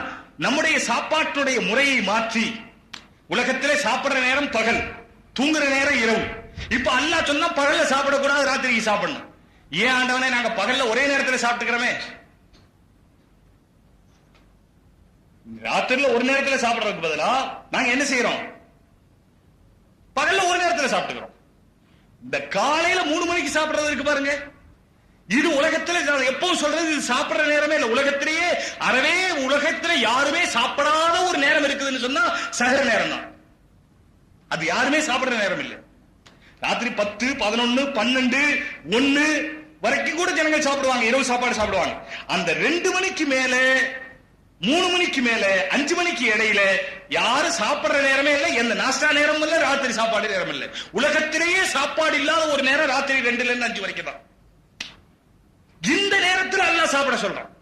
எவ்வளவு நேரமான சாப்பிட்டுக்க, சாப்பிடறதுக்கு முடியறது இல்லை, அந்த நேரத்தில் சாப்பிடணும். இந்த ராத்திரில தான் தூங்கவும் வேணும். நம்ம தூங்குறதா பார்த்தா தூங்கணும், தூங்கவும் வேணும், சாப்பிடவும் வேணும், இஃப்தாரும் செய்யணும், பிறகு கஞ்சியும் குடிக்கணும், வடையும் சாப்பிடணும், பிறகு சாப்பாடும் சாப்பிடணும், மகரிபும் தொழுகணும், இஷாவும் தொழுகணும், 20 ரக்காத்தும் தொழுகணும். சில பேர் செலவு பார்த்தாங்க, இதுல 8 விட்டு அடிச்சுட்டு போலாம். இது இருக்கு. அல்லாஹ் தஆலா ஹிதாயத் கொடுக்கிற நேரத்துக்கு துஆ செய்யணும், அவ்வளவுதான். வேற ஒண்ணும் செய்யறதுக்கு வழியே இல்லை. இனி 8 பத்தி நான் ஆரம்பிச்சேன்னு சொன்னா இதுக்கு 8 மணி நேரம் ஆயிடும். இதுக்கு அதனால ஹிதாயத்து செய்யணும். அல்லாஹ் தஆலா ஹிதாயத் கொடுக்கணுங்கிறத தவிர வேற ஒண்ணும் சொல்றதுக்கே இல்லை. ரசூலுல்லாஹி ஸல்லல்லாஹு அலைஹி வஸல்லம் 8 தான் தொழுதாங்க தராவீஹ். ரசூலுல்லாஹி ஸல்லல்லாஹு, நான் சொல்றேன் ரசூலுல்லாஹ் தராவீஹே தொழுகலே. நான் மதீனால பேசும்போது சொன்னேன், இந்த ஹஜரத்தும் கூட இருந்தார். மதீனால பேசும்போது சொன்னேன், ரசூலுல்லாஹ் தராவீஹ் தொழுததாக நிரூபிச்சால், தராவீஹ் தொழுததாக நிரூபிச்சால் அது 8 ரக்காத் நிரூபிக்க. அப்புறம் தராவி 8 ரக்காத்து தொழுகிறதா நிரூபித்தால் நான் 8 லட்சம் ரூபாய் தர்றேன். ரசூலுல்லாஹ்வுடைய காலத்துல தராவி என்ற வார்த்தையும் இல்லை, ரசூலுல்லாஹ் தொழுகவும் இல்லை. பிறகு 8 ரக்காத்து ரசூலுல்லாஹ் தராவி தொழுதான்னு வந்துச்சு. ஆகையினால் அந்த பேச்சுக்கே இடமில்லை. 20 ரக்காத்து தான் ஹஜ்ரத் உமர் ரலியல்லாஹு அன்ஹுடைய காலத்திலிருந்து பூரா உலகத்திலும் ரசூலுல்லாஹி ஸல்லல்லாஹு அலைஹி வஸல்லம் நோக்கத்தை அனுசரித்து ஹஜ்ரத் உமர் ரலியல்லாஹு தஆலா அன்ஹு ஏற்படுத்தினார்கள். எனவே அது உலகத்திலே அவ்வளவு பேரும் ஒப்புக்கொண்டு நடத்தப்பட்டு வருகிற ஒரு விஷயம். இந்த ஒரு சிலர் சொல்லுகிற காரணத்திற்காக நீங்கள் அதை விட்டு விடுவீர்களா? இந்த ஒரு சிலரிடத்திலே என்ன ஆதாரம் என்று கேட்டால் 8 ரக்காத் என்ன ஆதாரம் பாருங்க. தராவின்னு ஒரு புஸ்தகம் யாரே ஜாஃபர் சாத்தவில இருந்து வந்தது. அரே மிஸ்ரில இருந்து வந்த புகாரி விட்டாச்சு, ஈஜிப்ட்ல இருந்து வந்த முஸ்லிமை விட்டாச்சு, சவுதியில இருந்து வந்த நசை ஷரீஃப் விட்டாச்சு, அந்த தாரகுத்னி விட்டாச்சு, பைஹக்கி விட்டாச்சு. இங்க எங்க தராவி எங்க இருந்து வந்துச்சு? அந்த புஸ்தகம் ஜாஃபர் சாத்தவில இருந்து.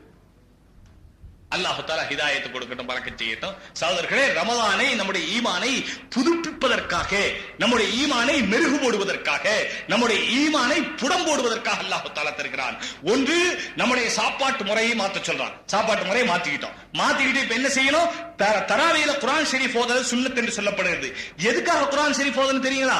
குர்ஆன் ஷரீஃபை அந்த தராவியில ஒரு தடவை ஓதணும். இது அல்லாமலும் பகலிலேயும் ஓதணும். ரொம்ப பேருக்கு ஓதுறதுக்கு நேரம் கிடைக்கிறதுல கட்டாயம் ஓதணும். ஏன் ஓதணும் தெரியுமா? குர்ஆனை ஓதி ஓதி ஓதி ஓதுறதுக்கு அர்த்தம் என்ன? குர்ஆனின் படி வாழ்க்கை ஆக்கணும். சகோதரர்களே, ரமலான்ல மட்டும் தொழுகிறதுக்காக அல்ல குர்ஆன் ஓதுறது. ரமலான்ல மட்டும் அல்லாஹ் சொன்னபடி நடந்துட்டு பாக்கி மாத்திர விட்டுறதுக்காக அல்ல. குர்ஆனை ரமலானிலே அதிகமாக ஓதணும். எதுக்காக? எப்படி போல வக்கீல் சட்ட புஸ்தகத்தை நிறைய படிக்கிறார். எதுக்காக? கோர்ட்ல போய் வாதாடுறதுக்காக. அப்படிதானே? வக்கீல் சட்ட புஸ்தகத்தை நிறைய படிக்கிறார். எதுக்காக? கோர்ட்ல போய் வாதாடுறதுக்காக. ரமலானில் குர்ஆனை அதிகமாக ஓத வேண்டும். எதற்காக? பாக்கியுள்ள வாதங்களில் அல்லாஹ் சொன்னபடி நடப்பதற்காக. குர்ஆன் ஓதுறது வெறும் ஓதிட்டு அதோட விட்டுறதுக்காக அல்ல. அப்ப ரமலான்ல இரவு பகல் தொழுது அழுது நோன்பு வச்சு சாப்பாட்டுடைய முறையும் மாத்தி எல்லாவற்றையும் மாத்தி, இன்னும் சொல்ல போனா நியாயமாக சகோதரர்களே, ரமலான்ல வியாபாரத்தினுடைய முறைகளையும் கொஞ்சம் மாத்திக்கணும். மாத்திக்கிறது என்ன? வியாபாரத்தை கொஞ்சம் எவ்வளவு முடியுமோ அவ்வளவு குறைச்சிடணும். 11 மாதத்துல சம்பாதிக்கணும், 12வது மாதத்துல கொஞ்சம் ஓய்வு எடுக்கணும். என்ன ஓய்வு? அல்லாஹ்வுடைய பள்ளியில உட்கார்ந்து அதிகமா திக்ர் செய்து இல்லல்லா சொல்லி லா இலாஹ சொல்லி அதிகமா லா இலாஹ ஓதுங்க, இஸ்திக்பார் செய்யுங்கலாம் வருது. இதுவெல்லாம் செய்து அல்லாஹ் தஆலா இடத்துல பாவ மன்னிப்பு கேட்டு இந்த ஒரு மாதத்திலே எப்படி துணி அழுக்கா போனா வண்ணான்ட்ட போட்டு சலவைக்கு போட்டு வருது பாருங்க, அது மாதிரி நம்முடைய ஈமானை இந்த ஒரு மாதத்திலே சலவ செய்து ஈத் அன்னைக்கு புதுசாக்கிறோம். 11 மாதம் இன்ஷா அல்லாஹ் புது ஈமானுடனே, ஜொலிப்புள்ள ஈமானுடனே, மினுமினுப்புள்ள ஈமானுடனே 11 மாத கால வாழ்க்கை ஆக்கிக் கொள்ளும். அல்லாஹ் ஜல்ல ஷானஹு தஆலா எனக்கும் உங்களுக்கும் இதை விளங்குவதற்கும் அமல் செய்வதற்கும் தௌஃபீக் தர வேண்டும் என்று துஆ செய்து கொண்டு,